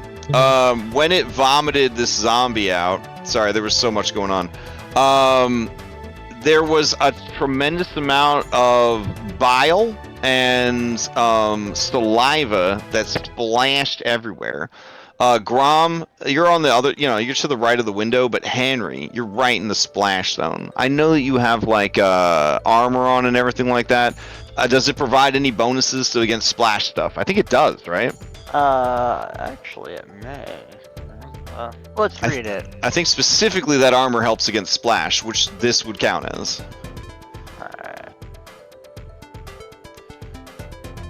Alright, that's if he locks it down. He becomes immobilized. Oh, if you lock it down. Okay, in that case, it will somehow serendipitously, perhaps, get into the cracks of your armor and soak into them bones, baby.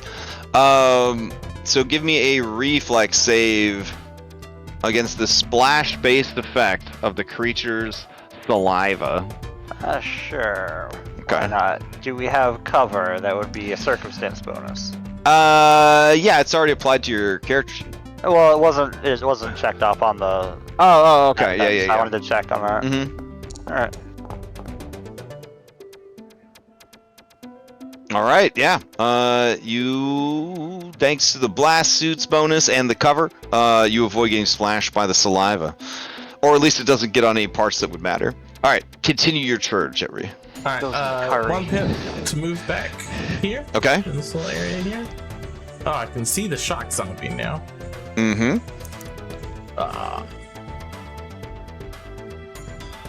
Let's see. I'm gonna go... Let's shoot it once to see what happens. That's what we're gonna do.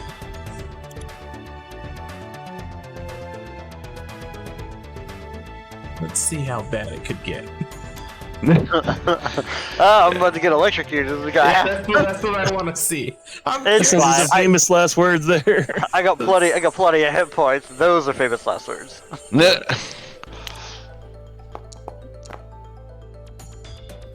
Let's just see how bad this gets. All right, that's gonna hit the zombie. Let me see if the zombie does anything crazy when it gets hit. Oh. All right, what kind of damage are you dealing to it? Cold and Sonic. So Cold and first Sonic. The Okay. first 2d6 are,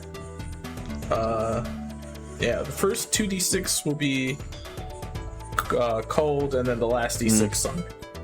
Okay. All right, roll that damage for me. All right, this creature takes full damage from cold and Sonic. Nice. Okay. Yeah. And then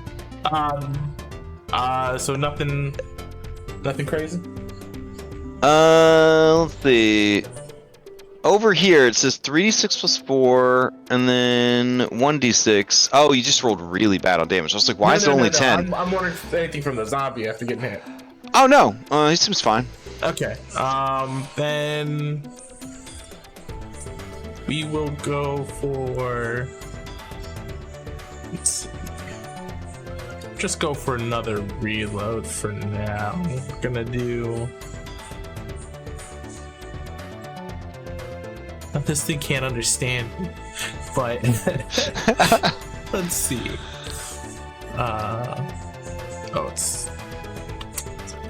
It's not.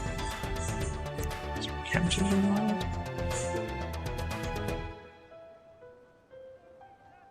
wild. No, we'll just do a regular reload. Okay. As my All right. action.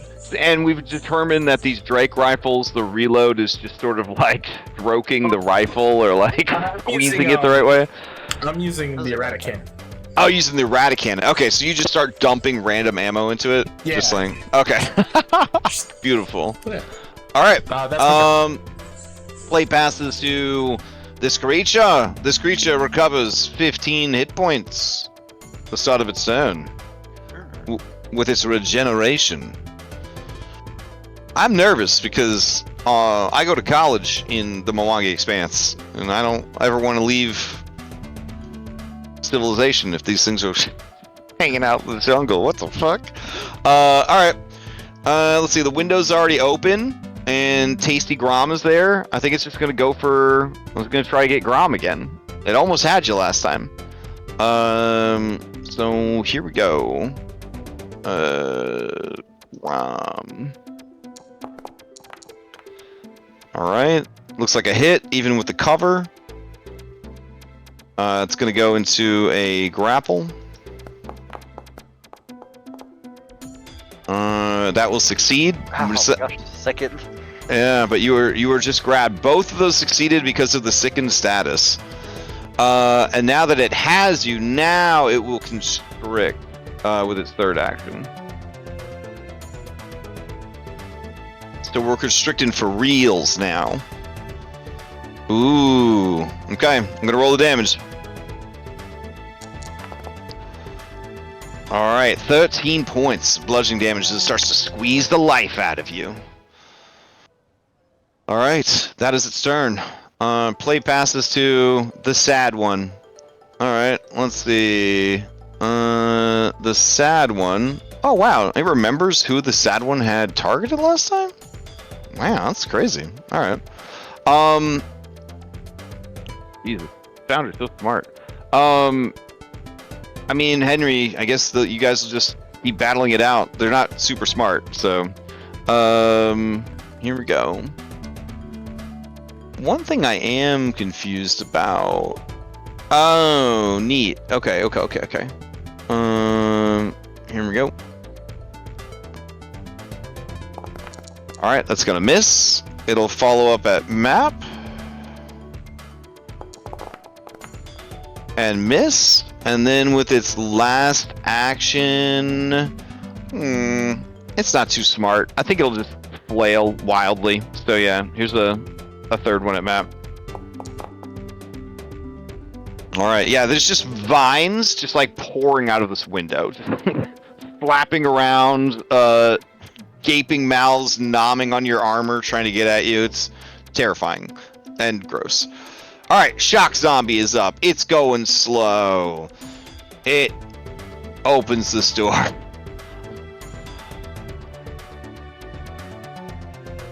It sees there's a guy there. It will attack that guy. Simple enough. Wait a second. Did it just use a manipulate action next to Henry? Ooh, it did. You want to attack it through the window? Go for it. Yeah, absolutely. All right. There you go.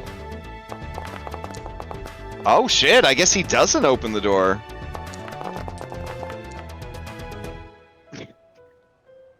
All right, 50 points of damage. Holy shit! All right. Let's see. That might actually be it for him. Oh, never mind. He's dead. He grabs the door and just smash his head in. You just sort of like stab the hammer like straight through the window into the back of this thing's head. Just a precise shot. Yeah, it crumples. All right, nice. All right, then that brings us to Detective Morgue. Am I still sickened and slowed? Yes. All right. Sicken does not go away until you throw up. I will try to escape again. All right. Damn it. Oof. Oof. I'm gonna re-roll that one. Okay. There you go. Nope, never mind. It's a failure with 35. It shouldn't be a failure with 35, right? I feel like I succeeded before. Yeah. Let me see. It would be against the creature's fortitude, right? To escape? I guess. Oh, no. It would be against his passive athletics, 27. Yeah, that would have succeeded. 35 succeed. That's weird. Okay. And I will move the hell away from here. Well, you are still slowed, so you only have one action left. So you're gonna, yeah, I need to get away from there. alright. Okay. Up to there, I guess, and that'll be it for me. Alright, fair enough. Let's see. Play passes to Kelly. Kelly, something tried to open the door. I kind of wish I And could then- have opened the door. Then you just sort of heard a. "Roar!" No, because I'm still in that aura, I need to make another fortitude save. No. Once you're hit with it, you're hit with it. Oh no, I get what you mean. Yeah, because you threw up and now you could be affected again because technically you didn't succeed against it. So, shit. Yeah. You do need to give me another fortitude save, and you'll have to roll twice because there's two of them. Lovely. It's almost like. Oh shit. Okay, never mind. You're fine. You're finally used to the horrible stench.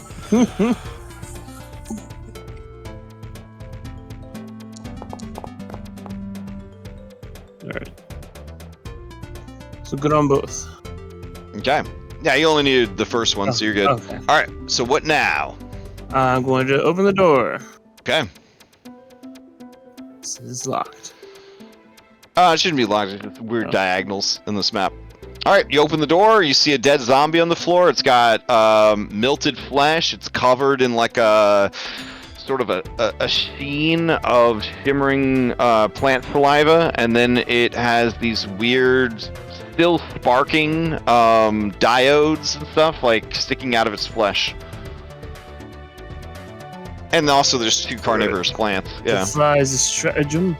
Okay. Not feeling too confident, I don't think, but you know.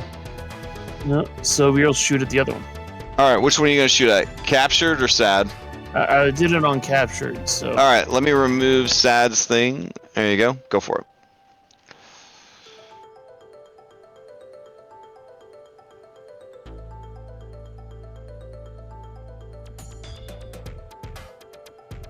Sorry about that. Okay. Well, you're shooting it through the door. If you have a little bit of cover, it just wouldn't have as much cover. Still, that is not going to hit. That used the devise a stratagem. Oh, did it? Oh shoot! Okay. So just So roll a it's no d20 and we'll do math on our own. Oof. All right. That was not going to hit. Yep. All right. That's 2 actions. You got one more? No, that's 3. Opening Oh, the okay. door. Oh, gotcha. Devise a stratagem, taking the shot. Okay. Henry, top of the round. Alright. These creatures are weird spots. Alright. Oh, I see what's going on. What's going on? Well, I was trying to figure out what the flanking situation, but they're kind of like slightly off grid. Right. Alright, that's fine. Okay. Then I don't know. Let's just keep it. Let's just keep attacking. I like how you could just walk around Yeah, he could walk and walk in and not have them with their like greater cover, but you're like, I'll attack through this small window with my massive 2-handed weapon. Well, yeah, but I mean, he's also getting cover. That's so true. That's true. It works both ways. Alright. Let's see. He's going to, because he doesn't have to move anymore. I guess we'll do the slam down. You know, the attack and trip. Okay. That's just a regular hit, it looks like. Alright, let's go for some bonk. Alright. Okay. It takes some damage. Yep, and then let me pull up the group.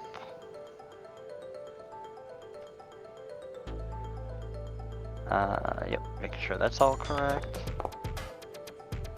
And trip. All right. The creature falls prone. Alright. And now we'll I don't know, we'll just really just beat them down while they're on the ground with terrible map. Cause that just seems, because I'd rather be the target than anybody else. Although, yeah, cause poor Kelly's gonna die then. Alright. We'll just make ourselves look real enticing, just start attacking people on the ground.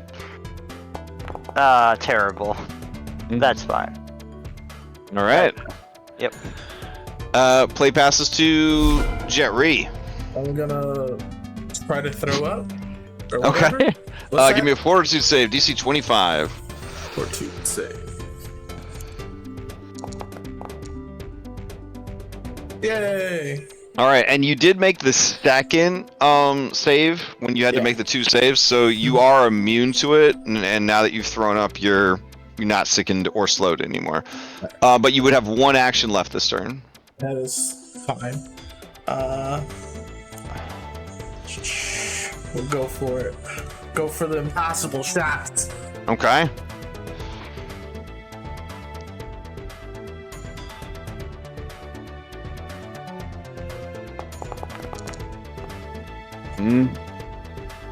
All right. Yeah. More gunfire goes off. More people scream. One person shouts at you, "Hey assholes! We're trying to have a business here, huh?"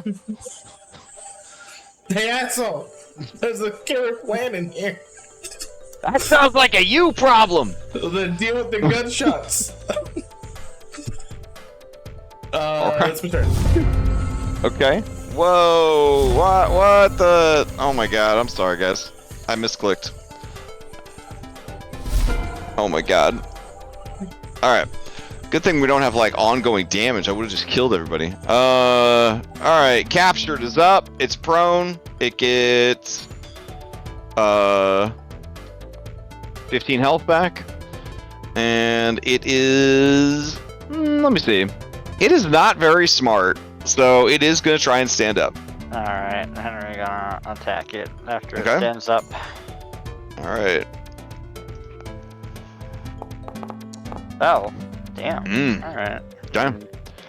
Yeah, I guess he missed. All right. It is going to begin crawling along the walls with its 30-foot climb speed, and it's gonna leave this room and go into the room with Kelly. Not fair.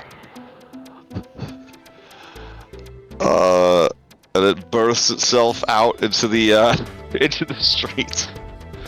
Now the screaming starts to intensify. Now it's a you problem.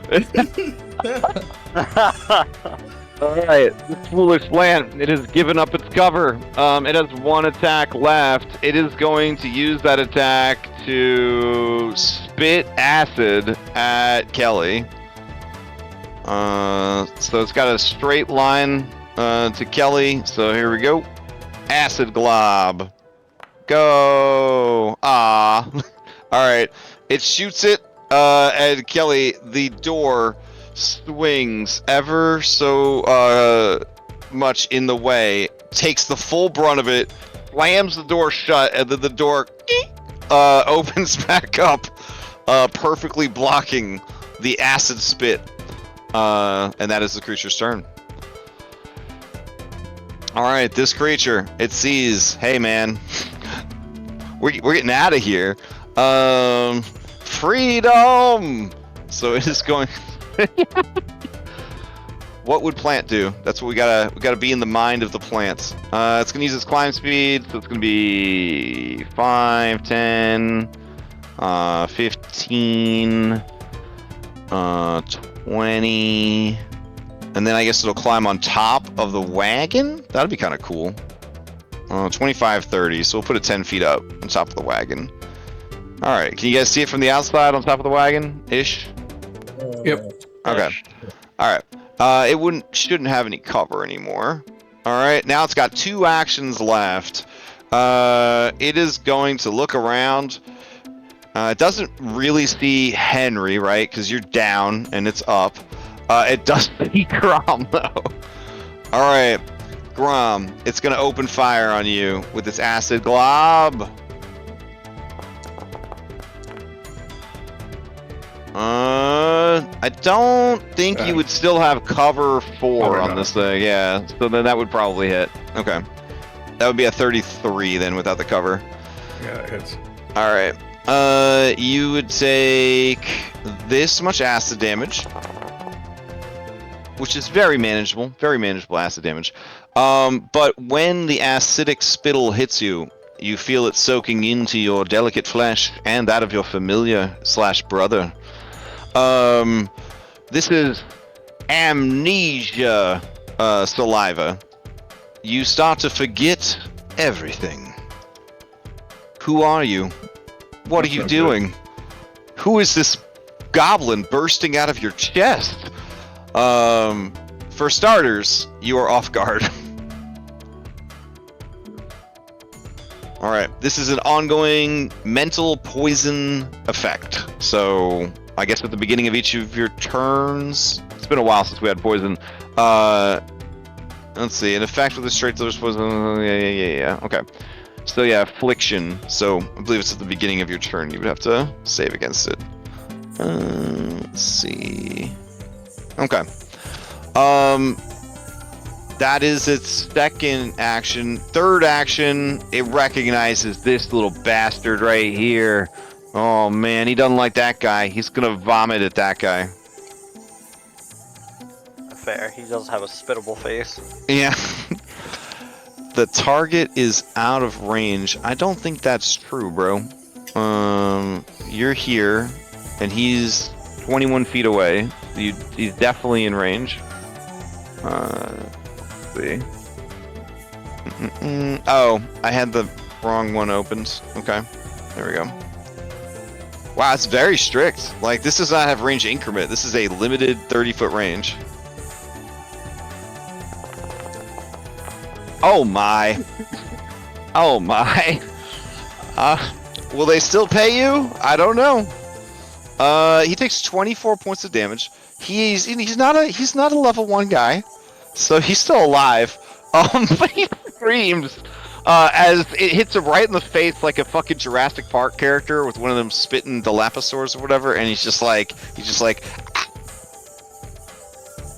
And there's like a horrible sound of like scorched flesh. Yeah, that's happening. So he's got to make a fortitude save and another fortitude save against the stink. because he has been brought into an initiative that he never wanted a part of. He should have stood further away, I guess.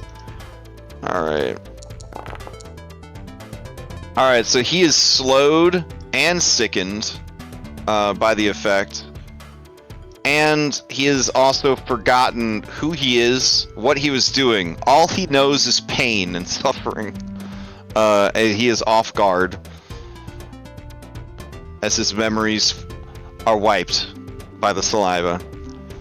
I guess his buddies are going to actively run away.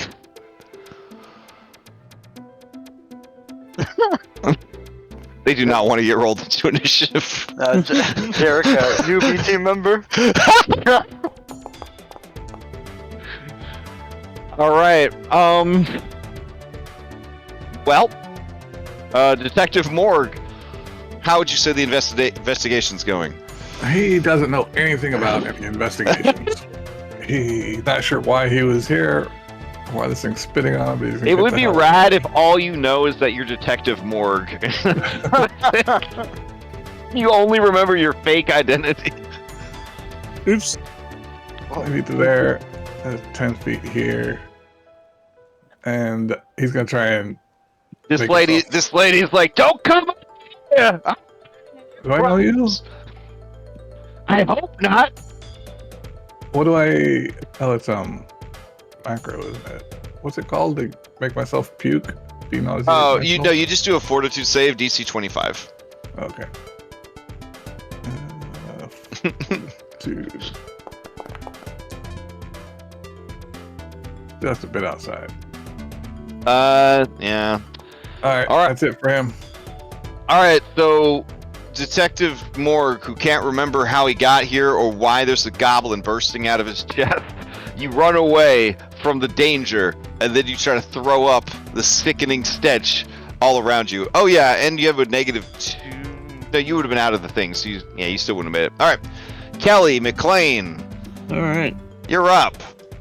All right, so the one next to you is actually outside and on the roof, and then there's one right here.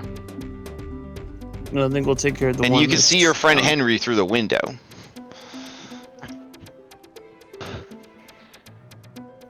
Right here. And we are going to reload so move. We'll reload. Jericho says, guys, I'm feeling a little bit better, but I think I'm gonna sit this one out. And we shall strike. And then she looks right at the camera and she says, you might say I'm bone tired. And her eyelids turn it. flicker. No? Alright, you try to tangle with this plant and it is like writhing and moving around like it's trained in karate. Or whatever the new Gripply karate is. Frog Fu. Alright. Anything else from Kelly? Oh, unfortunately, that's my 3. Okay. Farnell has a plan. He's gonna run away. We have a healer this way.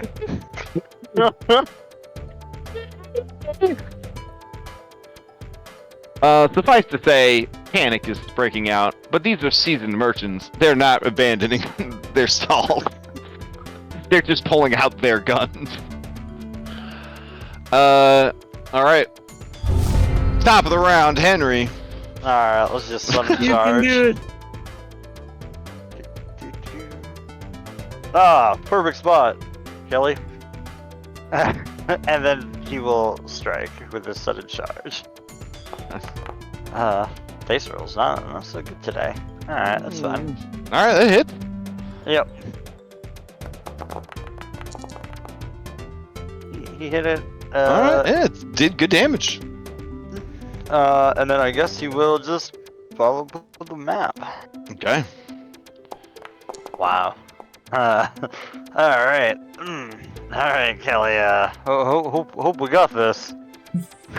Like a Batman the Animated Series villain that, you know, like half the villains on that show, its body just sort of moves out of the way of your weapons because it's not just a solid creature, it's a mass of writhing vines. Alright, play passes to Jet Ree. Alright. Jerry, the real fight starts. They don't got cover anymore.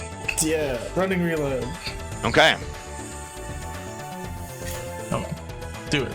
Do the running reload thing. There we go. Alright, then I move 30 feet.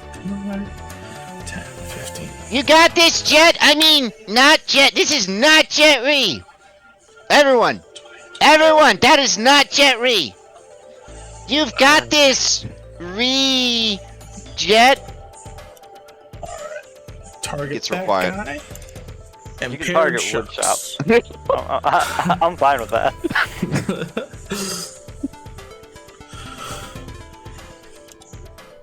He tries his best, okay? He has nightmares of the other timeline, okay? Messes with him. He's also been cursed for a long time. Okay, go ahead. Let's see, what's mine? I'm gonna go ahead and use a hero to reroll that last. Oh, for the second one? Okay. And then you're just gonna drop a shitload of damage on me? Hopefully. Alright. Alright. Yeah, both of those hit. Let's see that funkadelic damage. Alright. First effect.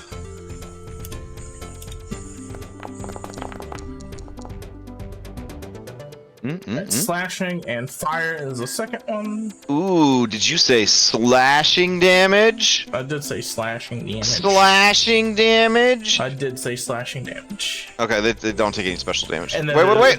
Yeah, they don't. Okay. So here we go. Slashing. Wait, you did fire damage though? I do fire damage as a. Alright.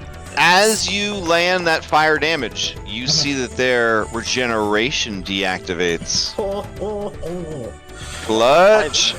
And, Clutch. And then. Alright. So 23 points of damage. Okay. Very nice. And It is past bloodied and not able to regenerate.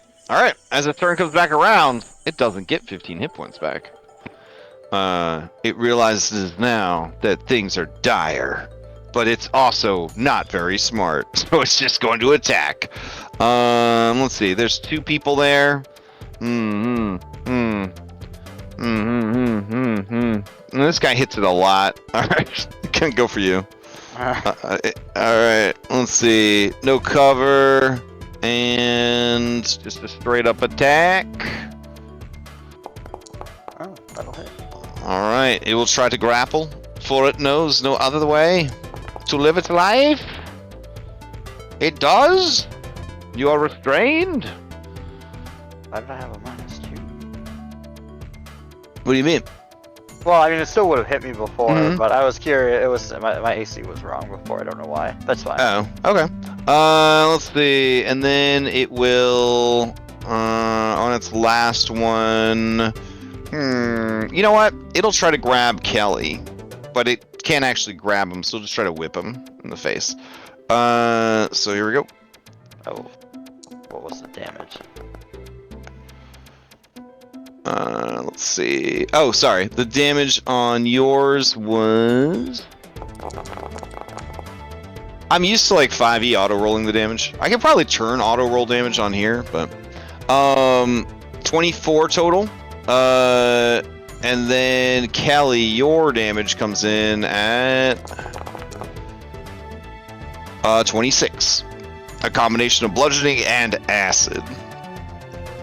But you do not get grappled because it doesn't have any action economy left. Alright, play passes to Sad Desalon. Alright, Sad Desalon. It wanted to shoot those small guys, but they all ran away. So we'll just shoot at you guys.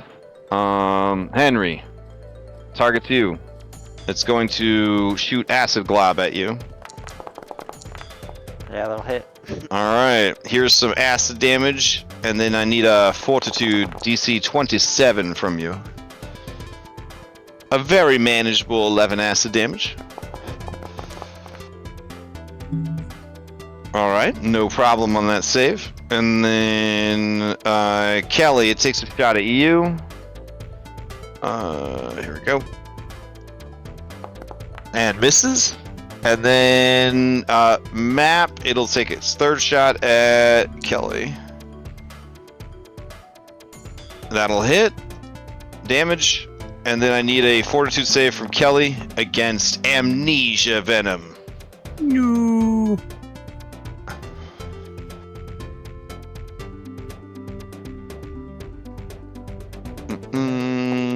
Fortitude. Oh. We're close, so real hero point. Okay. I got you. There No we one go. wants to forget themselves in the middle of battle. All right. Just speaking of forgetting themselves in the middle of battle, Detective Morgue, is this your house? It looks like somebody broke in. Yeah, I mean, Oh, did you give me a save last turn against the poison to see if it got worse? I don't think no, you I did. did not. All right, No. give me a fortitude save to see if it got worse.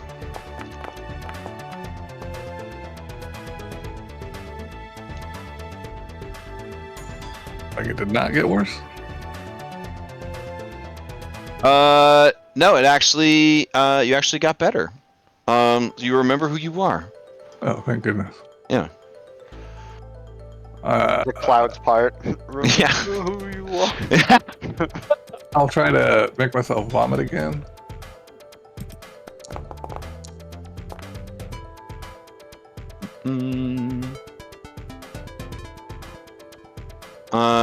That succeeds. You throw up all over the steps to this guy's wagon.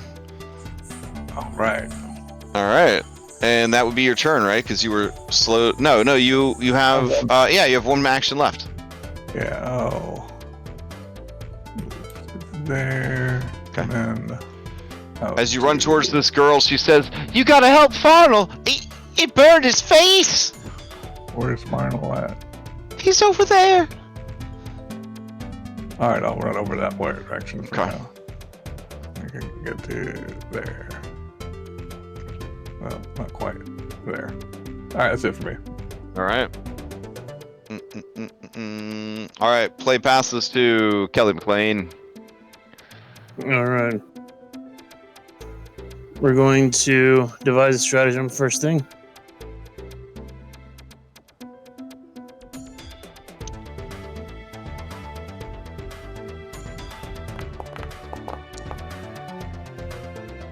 Heck yeah!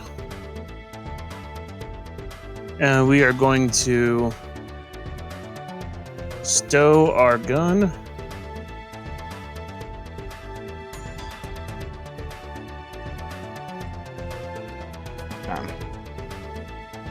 And attack with our weapon.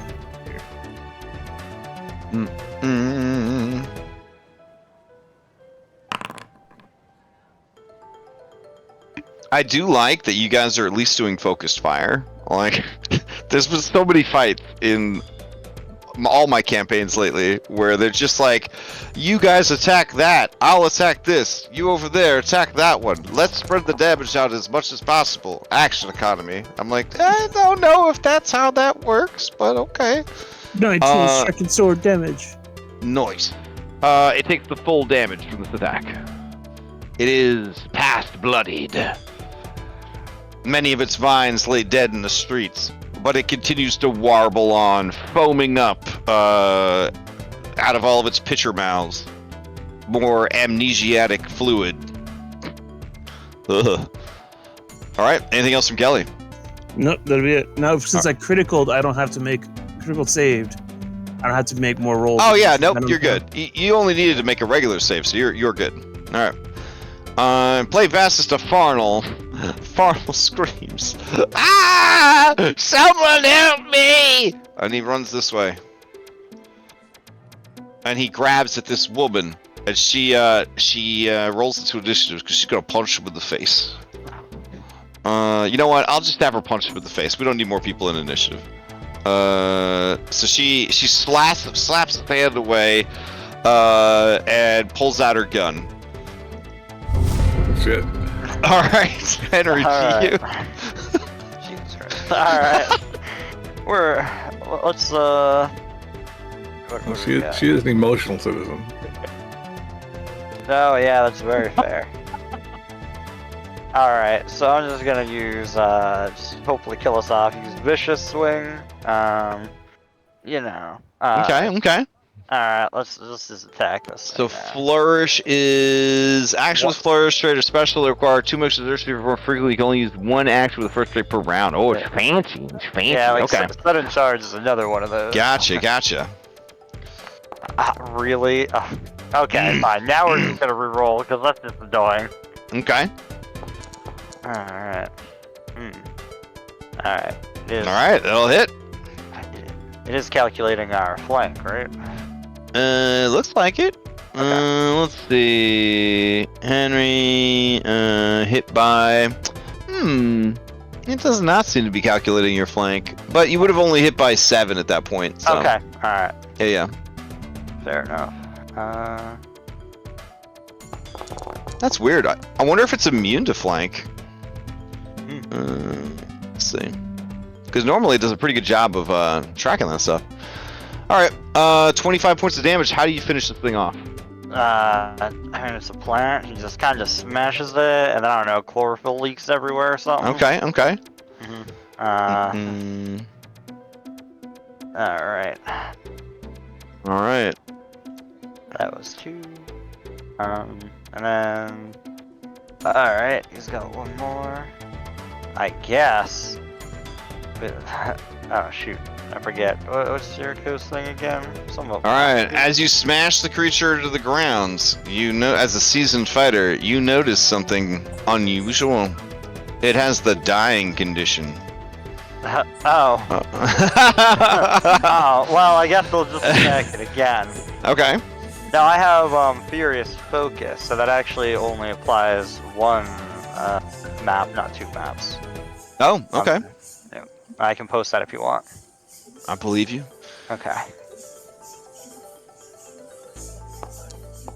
And then I missed it on the ground. Jesus Christ. I mean, it's only off guard and unconscious, so I mean, don't Yeah. feel too bad about it. All right. Yeah. That's fine. Okay. No, we don't all have good days. All right, that's my turn. Fair enough. Jet Ree, to you. Alright, we'll go for. I'm gonna reload. It's still alive. Look at it writhing. It is writhing, even though it's smashed to pulp. The pulp is still writhing about. Alright. Am I targeting it? I can't tell if I'm targeting it, but It looks like you are. I'm gonna shoot. Well, I know Henry is. I reload. I reloaded. I'm gonna shoot. I'm gonna strike. Okay. Still saying to target something, but it's a That's okay. 35. 35 is going to be a critical hit. It is it's now gonna at be- dying 3. It's gonna be double cold. Oh, alright. Cold never bothered it anyways, you know what I'm saying? Somebody critically failed his recall knowledge earlier. I just read you the Pokedex entry for the Victor Bell. No. 22. Alright, it takes the damage, but since it's at 0 and it takes a critical hit, it just goes to... And it's not enough damage to massively kill it, it goes to dying 3. Unless you shot it a second time. Have you shot it a second time? No, but I Okay. have to reload anyway, so Okay. I won't be able to. I'm gonna do a running and Okay. move further away from the guy up top. Oh, fair enough. I'm gonna move.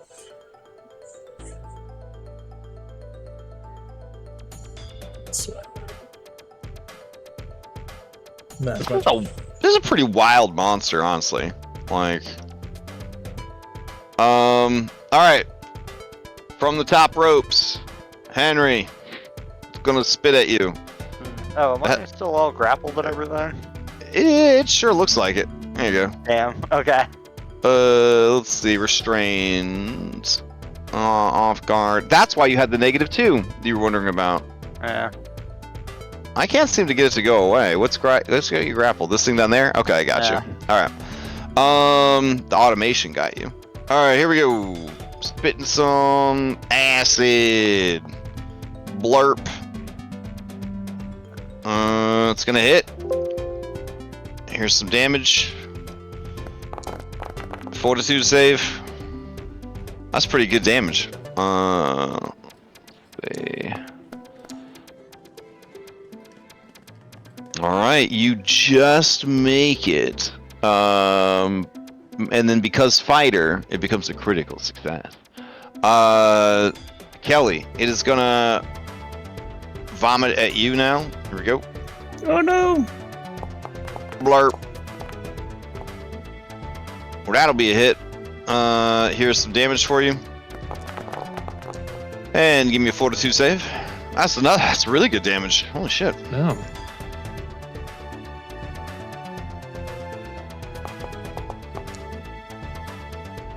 Okay, you feel your memories wiped. You feel your sense of self lost. Oh, no, okay. You feel your memories wiped. You forget who you are.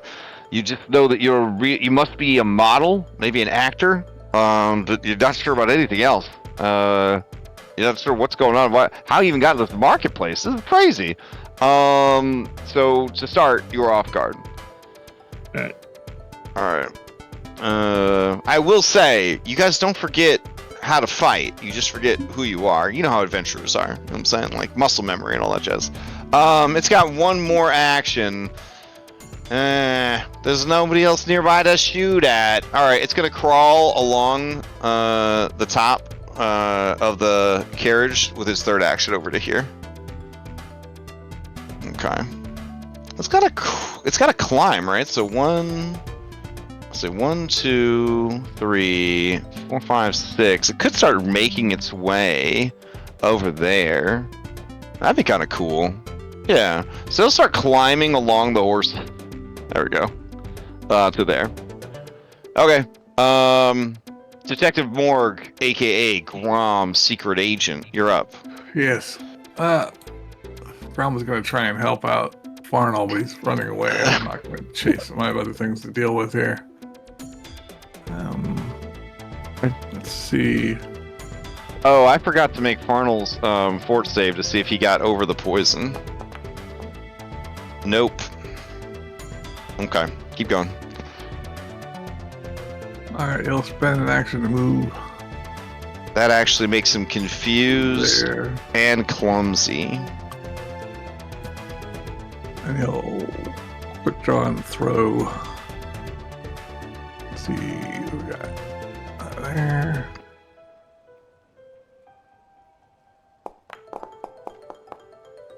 Oh, you son of a bitch. I'm gonna reroll that one. That was supposed to be 20. It was? Oh, okay. Oh, almost. It was almost. Yeah. Alright, that is gonna hit. Give me some damage. And Grom, you were dealt a bamboozle. This thing isn't weak to cold. But it does take cold damage. Alright. And it has a -10 speed penalty. I will quick draw fire and throw that with map.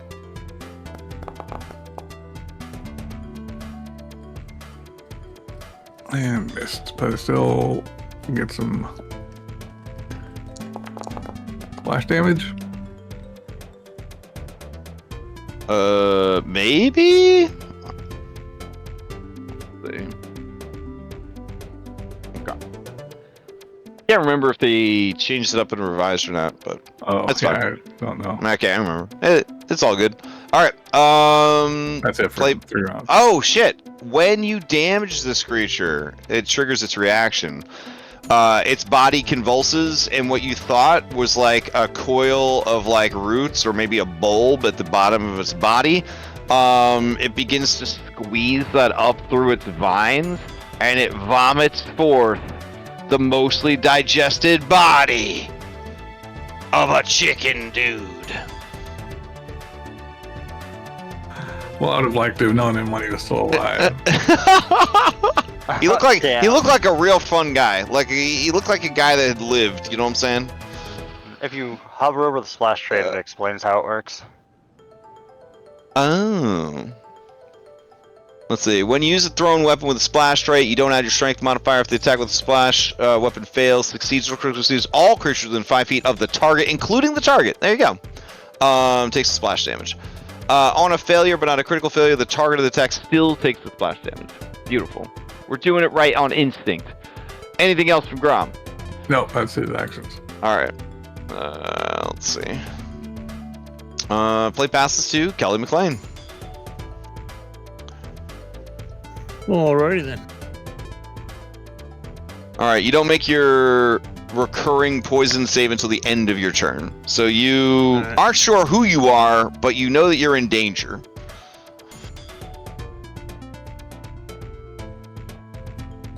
I'm running away from this big dinosaur right now. Okay. The dinosaur like waves its little arms at you.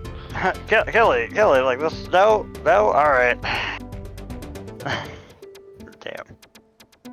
You got this, Kelly. You got this. Oh, sorry.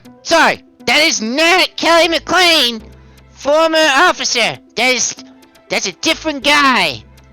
Oh, And I'll duck underneath here and hide. Okay. All right, the creature's right there, bro. Oh. Yeah. Would you still run that way if the creature was there? Yeah, these are bad. As long as they're bad, I gotta fight them. Okay. All right. So you move up to it. Do you have any more actions left? Because you could. Yeah. I'll strike at it. Yeah. All right. That's gonna hit. Give you damage. All right. You slash the creature for 8 points of damage. It takes it. All right. Anything else from Kelly? Nope, that's it. All right. Play passes to your employer, Farnell, who was in the wrong place at the wrong time. Just wanted to find out what happened to his friend. Do right by him. He is confused, which, if you are unfamiliar with in Pathfinder, is pretty rough. You don't have your wits about you. You attack wildly. You are off guard. You don't treat anyone as your ally, though they might still treat you as theirs. Aw. You can't delay, ready, or use reactions. Use all of your actions to strike or cast offensive cantrips, though the GM can have you use other actions to facilitate attacks, such as draw a weapon, moves to targets are in reach, and so forth. Your targets are determined randomly by the DM. If you have no other viable targets, you target yourself, automatically hitting, but not scoring a critical hit. If it's impossible for you to attack or cast spells, you babble incoherently, wasting your actions. Alright, action number 1. Farnell does not have spells, so thank God for that. Farnell pulls from his pocket a bottled lightning. He's ready to party.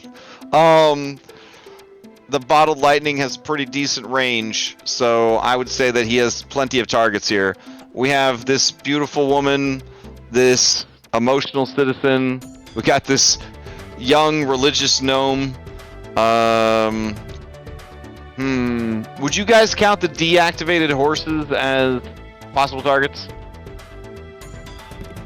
Or would you want to deactivate the horses? I think in his state he probably wouldn't because they're not moving. Do you know what I mean? Alright, so we'll try. So we're gonna do 1, 2, 3, 4, 5.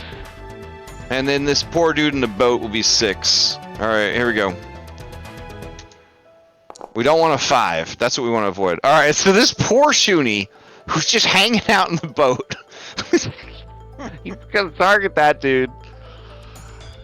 And he's gonna throw a bottled lightning at him. And he just screams. As he throws the bottled lightning at this guy, doing max damage. The colorful citizen takes the damage, is bloodied, and off guard, and he cries out, "What's the meaning of all this?" And he has to roll into initiative now. It's contagious. All right, Farnell is going to take out another bottle. No, wait. I think this time he's just gonna punch this lady with his fist at map. And he misses. Alright. Let's see. Colorful Citizen. Colorful Citizen is going to... he's gonna push off. No, his boat's tied up. It's gonna take forever. The action economy is insane. Fuck it. He's gonna dive into the water. Doggy paddle? He's gonna hide under the boat. That will be his turn. Alright, this creature regenerates 15 health. Starts its turn. baby. I did some fire damage to it last turn. Oh, to this one? Oh, not that one. I'm sorry. I thought that was dead. Oh, yeah. I thought you did cold damage. No, He did cold and fire. Oh, you did cold splash and fire. Oh, you splashed fire. Okay, so that one won't heal. Okay, got it. Oh yeah, no, this guy. All right. Well, I mean, it's not very smart, Henry. So it like comes back to life, and then it tries to rise up. So it stands up. Okay. Yep. Stands up. All right. You bonk it. Okay, it falls back down. All right.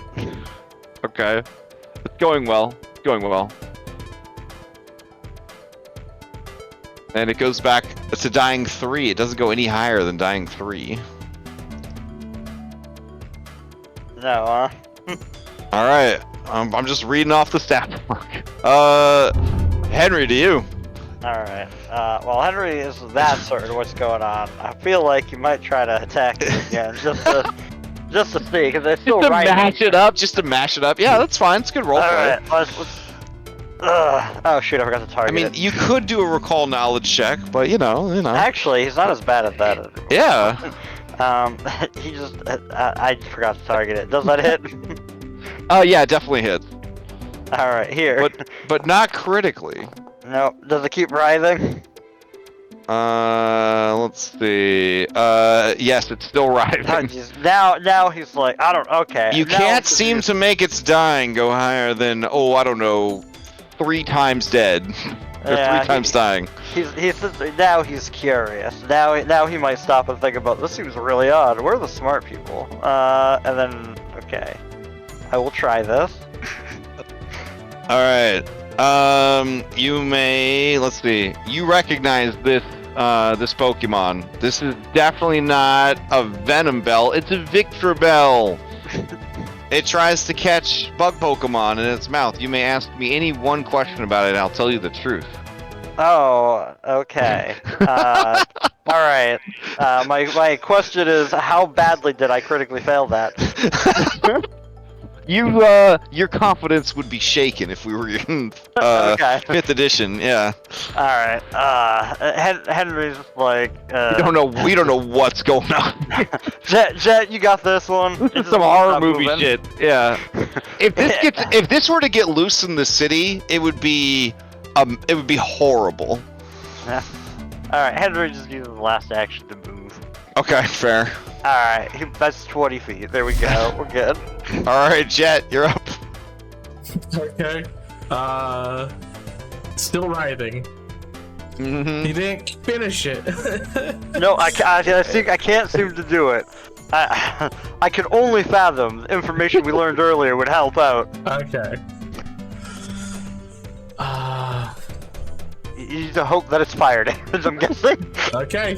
I mean, I don't deal fire damage that well, but okay. You might. You might. I might. You're right. I will target this thing on the ground.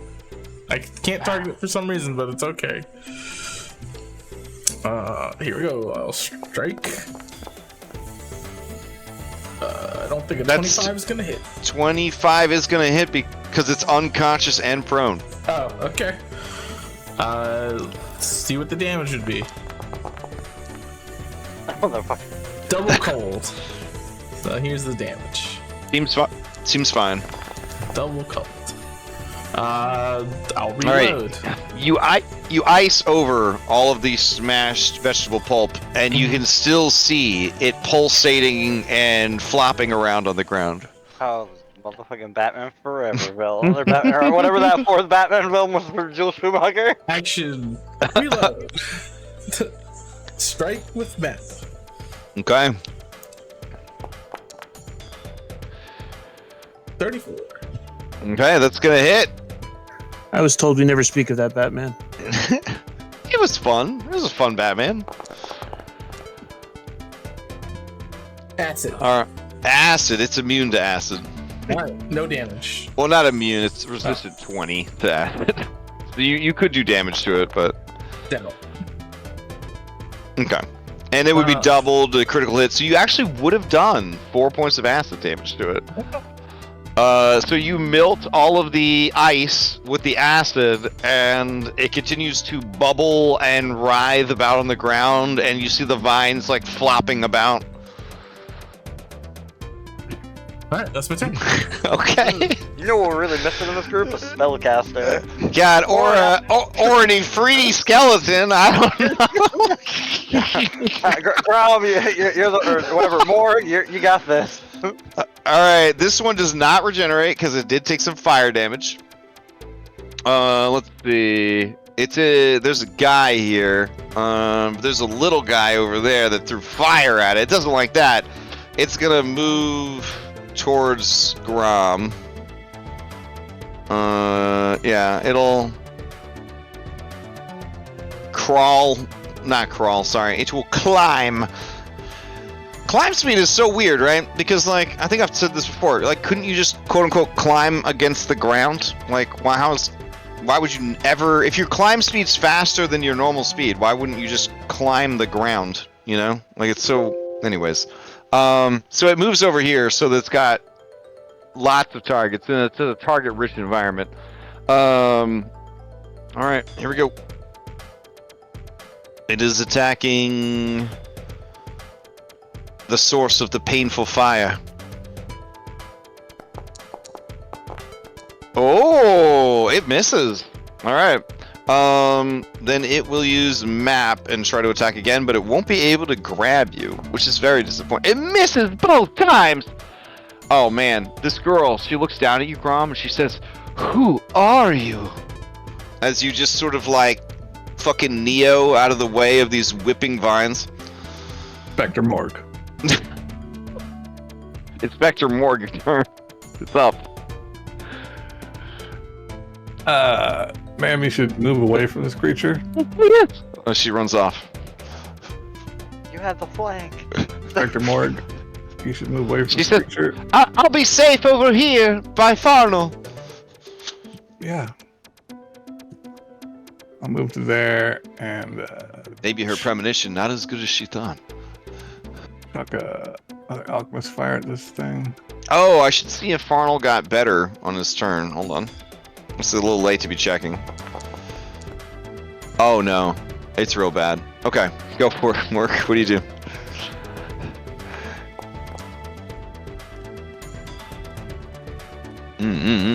Okay, that is gonna miss. Oh, still 5. Still Black. shutting down that, yeah, still shutting down that regeneration. Nice, nice.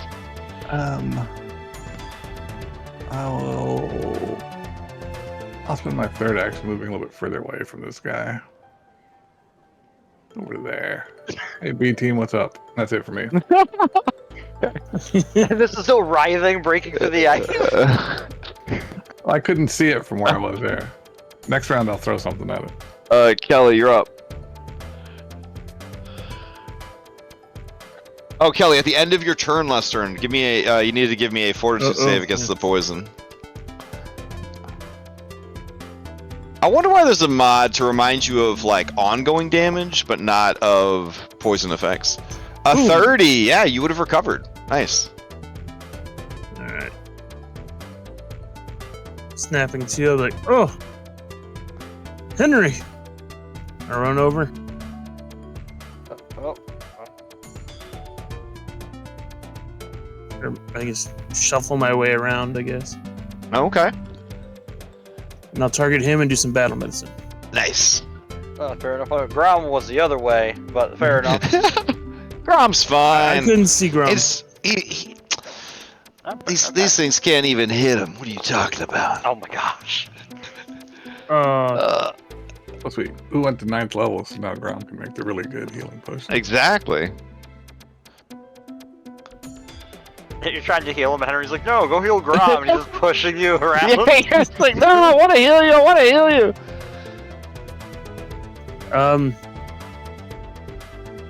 Where's Grom? I don't see him. No, he's over by the T-Rex. Oh, no. Alright, that's my... He's just got like 30 things on him, so you can't see them. He's off Alright, guard, that is my turn. apparently. Move, heal, move. Or attempt to heal.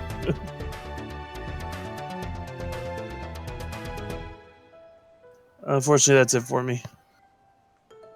All right. Play passes to Farnell. Let's see. Farnell's gonna take out another flask. This one will be an acid flask, so that's one pack a man to pull that out. Second action, well, not second action. Yeah, it's to throw it. We'll figure out who his target is. Let's see. I'm not gonna have that guy. He's hiding in the water under the boat, so we'll add Violet in there. So we got 1, 2, 3, 4, 5, 6. He doesn't want to get a 6. That'd be really bad for him. Oh no, Violet! All right, he's gonna target Violet. He's gonna throw it at her. Face. All right. That's how these things always work, though. Woo! Alright. But it's a miss, so it still causes sub damage, right? It'll splash. Yeah, one. Oh no! Not the one splash damage! Alright, so she cries out as he throws the flask, it smashes against the cart, splashes her with acid, and then just because he's right in front of her and she's got a gun aimed at him, she says, "Mister, I will shoot you!" And then he tries to punch her at map with his tiny agile fist. And he misses. Alright. Beautiful. I'm gonna remove Colorful Citizen from the encounter. He made the right move. Does Farnell get any better? Let's find out. Oh yeah, Farnell's complete. There's no Farnell left. His eyes are just rolled back in his head, foam's coming out of his nose and his mouth. It's terrifying. Oh, sorry. That little cutie down there is going to wake up. Alright,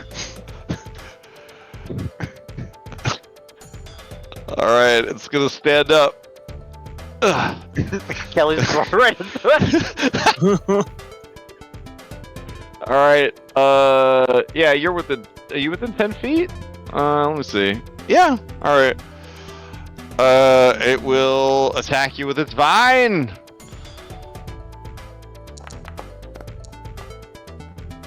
That's gonna. Oh, almost a crit, bro. Oh, man. And then it will try to grapple you. It does. So you are. Did it? Wow. Okay. Yeah, it auto did it for me. Wow. Okay. And then here's some damage for you. 29 points of damage. I'm sorry, but when I run into these in the Mwangi Expanse, I'm gonna fucking metagame this shit, bro. We're doing fire damage right away. I'm fucking around with this. All right. No. We'll be good role players. So. As long as they're killing Vanchi, that's fine. All right. Henry, to you. Alright. Kelly Jet, you got this. Let me go. Listen, Grom's over here too. This one's already on fire. I was gonna It's not staying on fire is the problem. Well, we take him down. It's mess with the action economy. He's gonna sudden charge the thing. Can you sudden charge through difficult terrain? Because the horses are difficult terrain. That is a good question. Fine, then he'll move and then sudden charge. There we go. Alright, sounds good. That I should be able to do. That is a fair question now. Okay. Alright. Let's see. That's gonna hit. Yeah. I don't remember. Okay, it was just roll regular damage. Sad box. Alright, 24 points of damage. Alright, and let's see, 1041? No, we'll hold on to this. That'll be 3 actions, it looks like. Alrighty, play passes to Jet Ree. Jet Ree, we need you with your your randomly determined energy types to deal fire damage to both of these creatures. Yep. Alright. I have a way to guarantee fire damage. Do you? Oh, yeah? Yeah. Would we like to roll the magic thing? I mean, the only thing we're missing in this fight is a wild magic surge at this I point. mean, yeah. man. Let's see.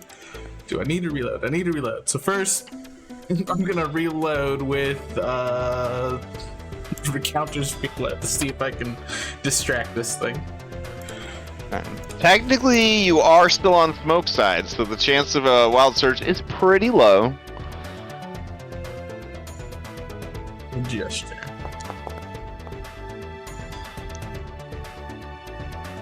That's gonna hit. Let's do it. Well, it's to get off guard. Oh, okay. And then with my second action, I will shoot at it. Alright, so it's off guard. Yes. Where's my off guard? There it is. Alright, go for it. Critical hit. Let's see what the damage is. Let's go gambling. Electricity and bludgeoning. Okay, give me some damage. So here is that damage. Okay. Wow, that's some big damage. 42 damage? Oh my And god. it failed. So it's stunned. Very nice. It's also dead, but not really dead. It's Yeah. dying 3. Dying 3 and stunned. And stunned. Very nice. I will reload my gun. Okay. Any of you guys have fire in this whole marketplace? Set this thing on fire. I mean, please. there's the guy that sold you the curry. He has fire. Oh, I'll go way on the other Hey, side. look, you're no longer restrained, right? Because it's dying, so you can't be restrained, right? That's true. So you are freed, Kelly. Please set this Oh, thing heck on yeah. fire, Kelly. Set it on fire. Do something.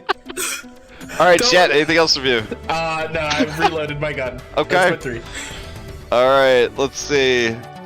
Stat is up. Okay. That is sad because this mean metal guy keeps attacking it. All right. It will target you. Here we go. It misses. It hits. It's gonna try to grapple. It does. That is its turn. Here's some damage for you. It's just like all over you. It's just wrapping vines all over you. Like it's so confused and just like out of its element. Oh, this is attacking me. I totally wasn't paying attention. Oh yeah. Sorry, Yeah. you've been grabbed and you took 33 points of damage, bludgeoning and acid. No problem. No problem. Jericho, you can come over and explode at any time. Stop drinking that milk. Hey, all right, Morg. I know you got fire. Yes, I do. Here. This is what the B team's doing. They're over here bamboozling a squad of officers who have shown up for the commotion, and they're explaining that this is all a staged performance. That's fair. All Yeah. right, I can respect that. Nothing to worry about. Nothing to worry about, officers.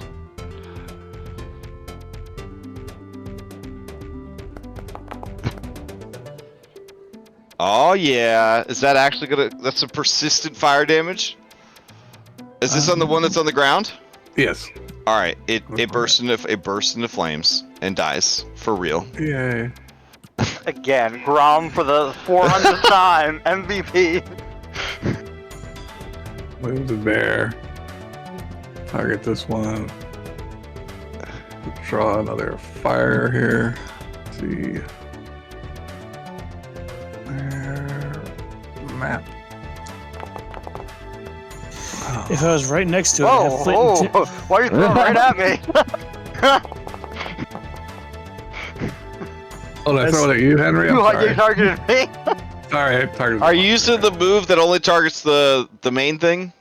Yeah. or the- yeah. okay. I don't want to burn up Henry. All right, and it still does splash even if you do the directed target, right? I think so. Let me Yeah. find the feet real quick. I mean, if you're directly beside them, you happen to have flint and steel. You can get 3 actions to try to light it on fire. 3 actions and a survival check. Let's go. Or we should just start carrying bombs around those of us who aren't, you know. Yeah, versatility is key.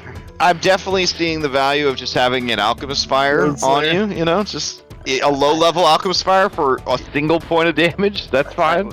Tomorrow I play a witch alchemist. It's fucking ridiculous. All the things I can do. I mean, she's got 2 hit points, but because she's an elf, but. And they get a splash damage too. So like, even if you just near it, you just. Sorry, I'm trying to put just what I. Oh, okay. It says when throwing an alchemical bomb with splash rate, you can deal splash damage to only a primary target of the usual Beautiful. splash area. All right, excellent. Yeah, it takes the damage. All right. Okay. That's it. All My right. 3 actions. Play passes to Kelly. All right.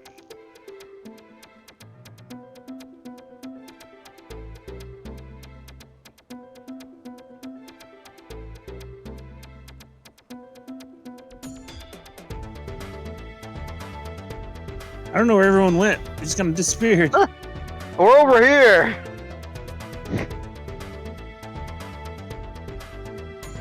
All right, second move.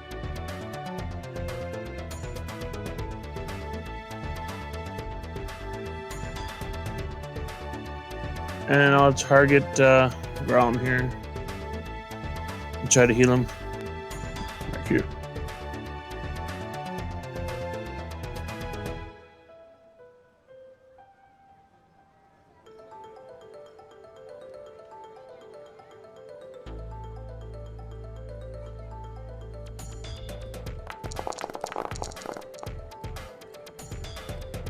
There you go. 31 health. Thank you. Miss it. All right. Anything else from Kelly? Nope. 2 moves and a heal. All right. Your boy Farnell checking in. Let's see. 1, 2. Yeah, it's the same. So it's the same range of characters. I would say that Violet would. You know what? I think she'd be just shouting at Farnell to snap out of it. That's what she'd be doing. Yeah, that makes sense. All right, here we go. 4.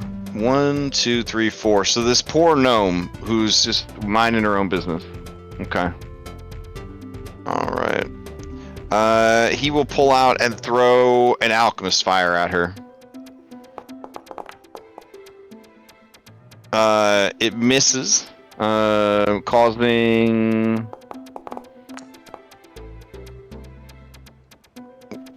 1 fire damage to her. She screams and she says, "Somebody's got to do something about that guy!" And dumb ogre warrior rolls into initiative.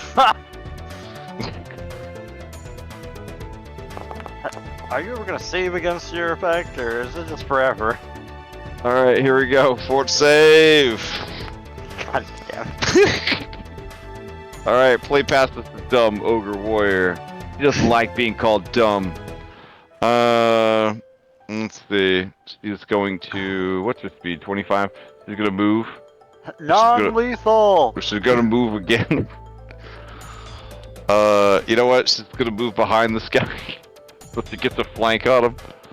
He's already off guard. What? She wouldn't need to do that. All right. And then she's going to she's trying to bonk him, I guess. What is this? Ogre hook. Oh my god. Don't they do anything normal over here in fucking Galarian? Jesus Christ. Where's the club? All right. Just a little bonk here. Oh no. That was a non-lethal club, right? No, what? This is supposed to be non-lethal? I just yelled at non-lethal. That's a -2 to attack, by the way. I'm using that non-lethal trick. Oh, but see, this is the problem. This is the dumb ogre. Yeah, I mean, she decided not to flank. She was smart enough to realize that.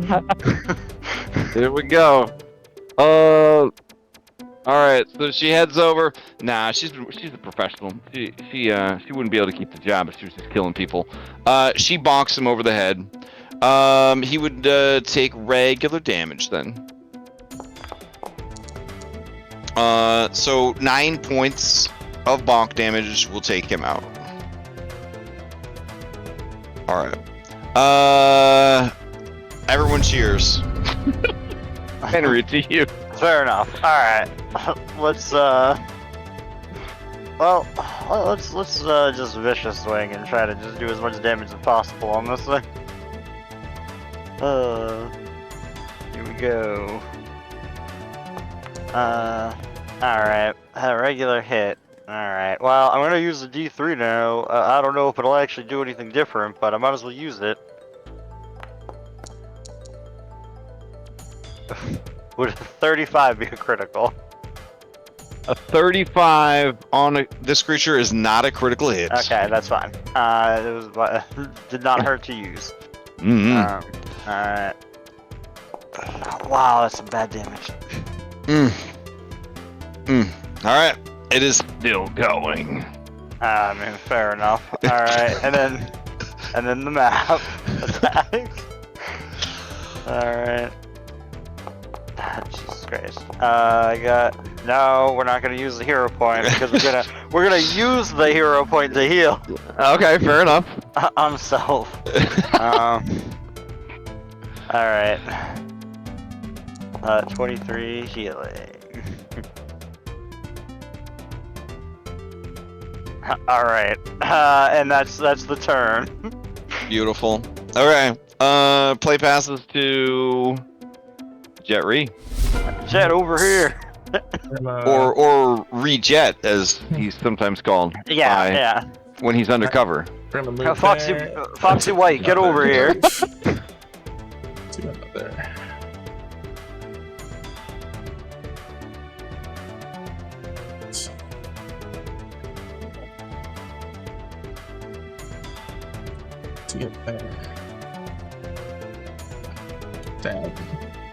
That should put exactly at 30. Cool. All right. So I'll take aim and I'll let loose a shot.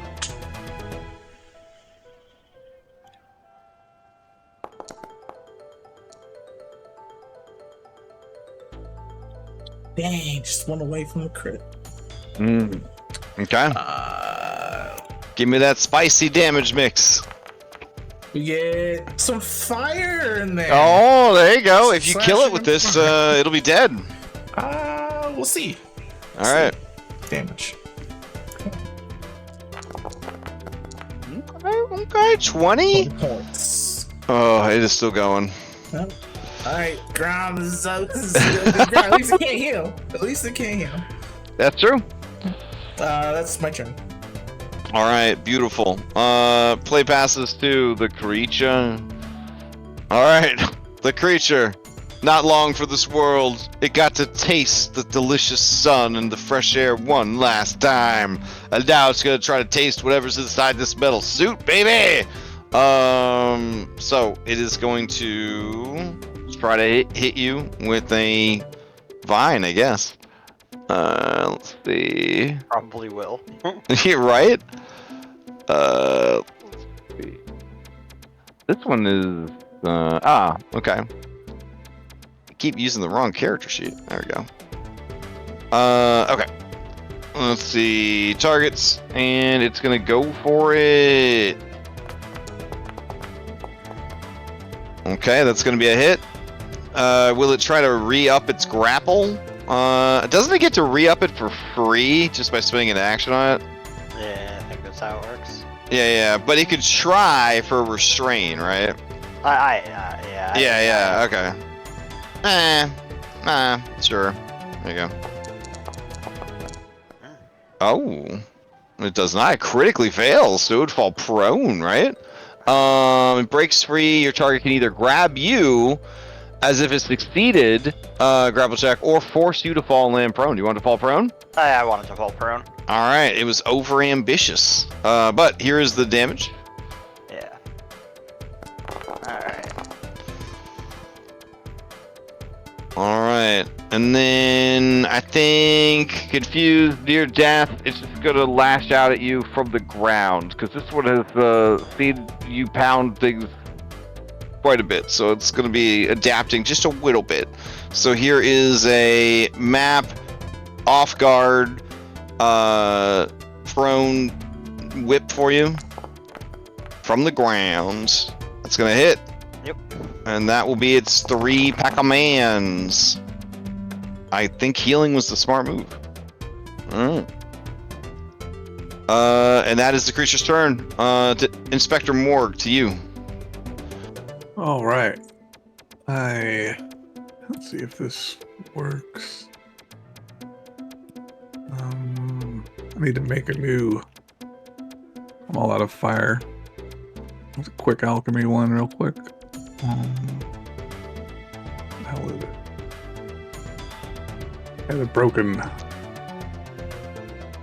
Pathfinder alchemist stuff is no good. Would that work? Alright, there it is. And throw it.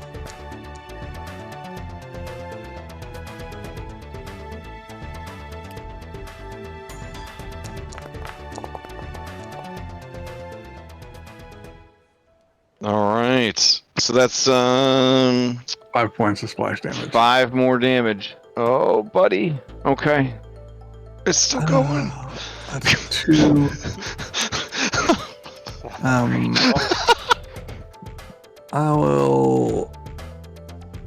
I'll throw this at it too. Map. Son of a bitch, you wanted to be a 20. Okay. And again, do splash damage again? Yep, let's do some splash damage. Are you in lightning this time? Yep, I'm out of fire. I had to. You're quick out alchemy of that one. fire? Oh my Well, god. I can quick alchemy a few more, but that takes 2 actions to do Listen, that. Jericho will be here next week. Can Jericho just come in and blow up? Oh I no. I can do another fire or 2, but it takes 2 actions. We have to quick alchemy it. You know what I mean? I couldn't do it for that 3rd action. Yeah, that's it for me. Though. That's 3 actions. Ooh. Okay. Alright. I'm reading this. Hold on.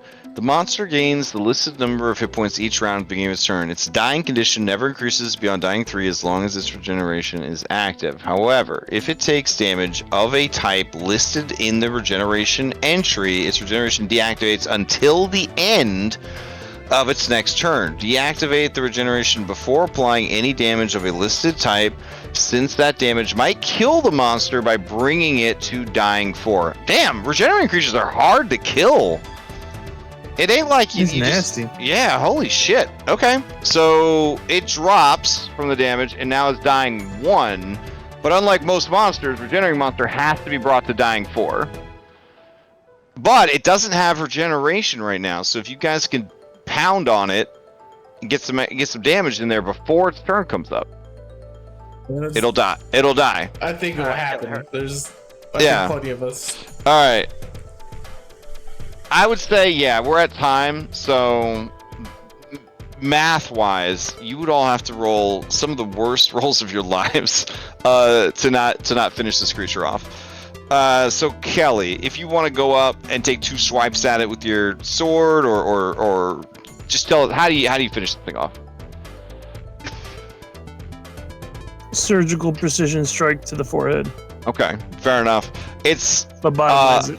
yeah, it's flesh already like just badly burned from so much electricity and fire. As you stab into it, it just sort of crumbles. And that is that. And hey, talk about the world's greatest detectives. You found your guy. I mean, it wasn't a hard mystery once we went in there. It wasn't out. It was like 2 wagons. It was like I was like reading it when I was prepping. I was like, I guess it's fine, because I was like, this is like the shortest side quest I've ever seen in my life. Well, it was not because we didn't have fire.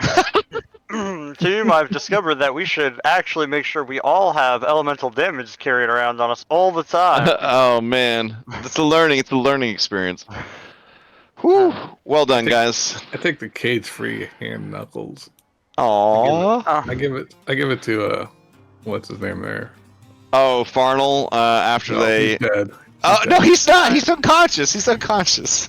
I give it to Woodchop. Woodchop needs that. Oh, Oh, shit! I mean, they are fitted for feathered fingers, so yeah. Right. Okay. Shit. Can't cage this bird. Oh man, he's. These are for me? They're for you, Woodchop. Oh, man. You know You're what? such a badass. I You think- can't be caged. This is the start of my Street Fighter arc. I think I might become a monk. It's a good idea. I hear they're very good nowadays in all multiverses. All right. I guess we'll figure out the rest of the investigation next week. This is like universal balance for all the just quests that we just skipped at the beginning of the campaign. But hey, you're right at the edge. So like just a little bit further down, there's stairs that lead to the wall market or whatever. You know, it's built on the Hellfire Cliffs or whatever. And then you go down to the bottom of the cliffs and you go check on what's his nuts, see if he's hiding out in his old base, or you know maybe it's a dead end. Who knows? And then at that point, you work your way along the river. See if you could find anything else, or maybe you'll learn everything you need to know with evidence you gather from this guy's corpse. Yeah. Yeah. We'll figure it out. All right. Quick announcements. Extra Life coming up November 2nd and 3rd. If you care about sick children and making their lives better and the lives of their families and helping hospitals that specialize in helping children, then I don't really know what else to say. I'll see you on November 2nd and 3rd, either as a participant, a viewer, somebody donating, somebody helping us run the event. And if you're not at the event or engaged in the event in some way, I'll know exactly how you feel about sick kids. And the whole world will know too. Anyways, that's my ad piece for the Extra Life.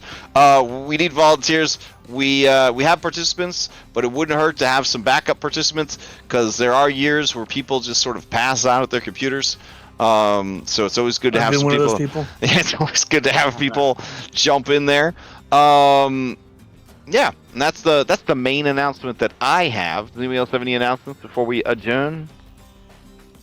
I don't think so. No?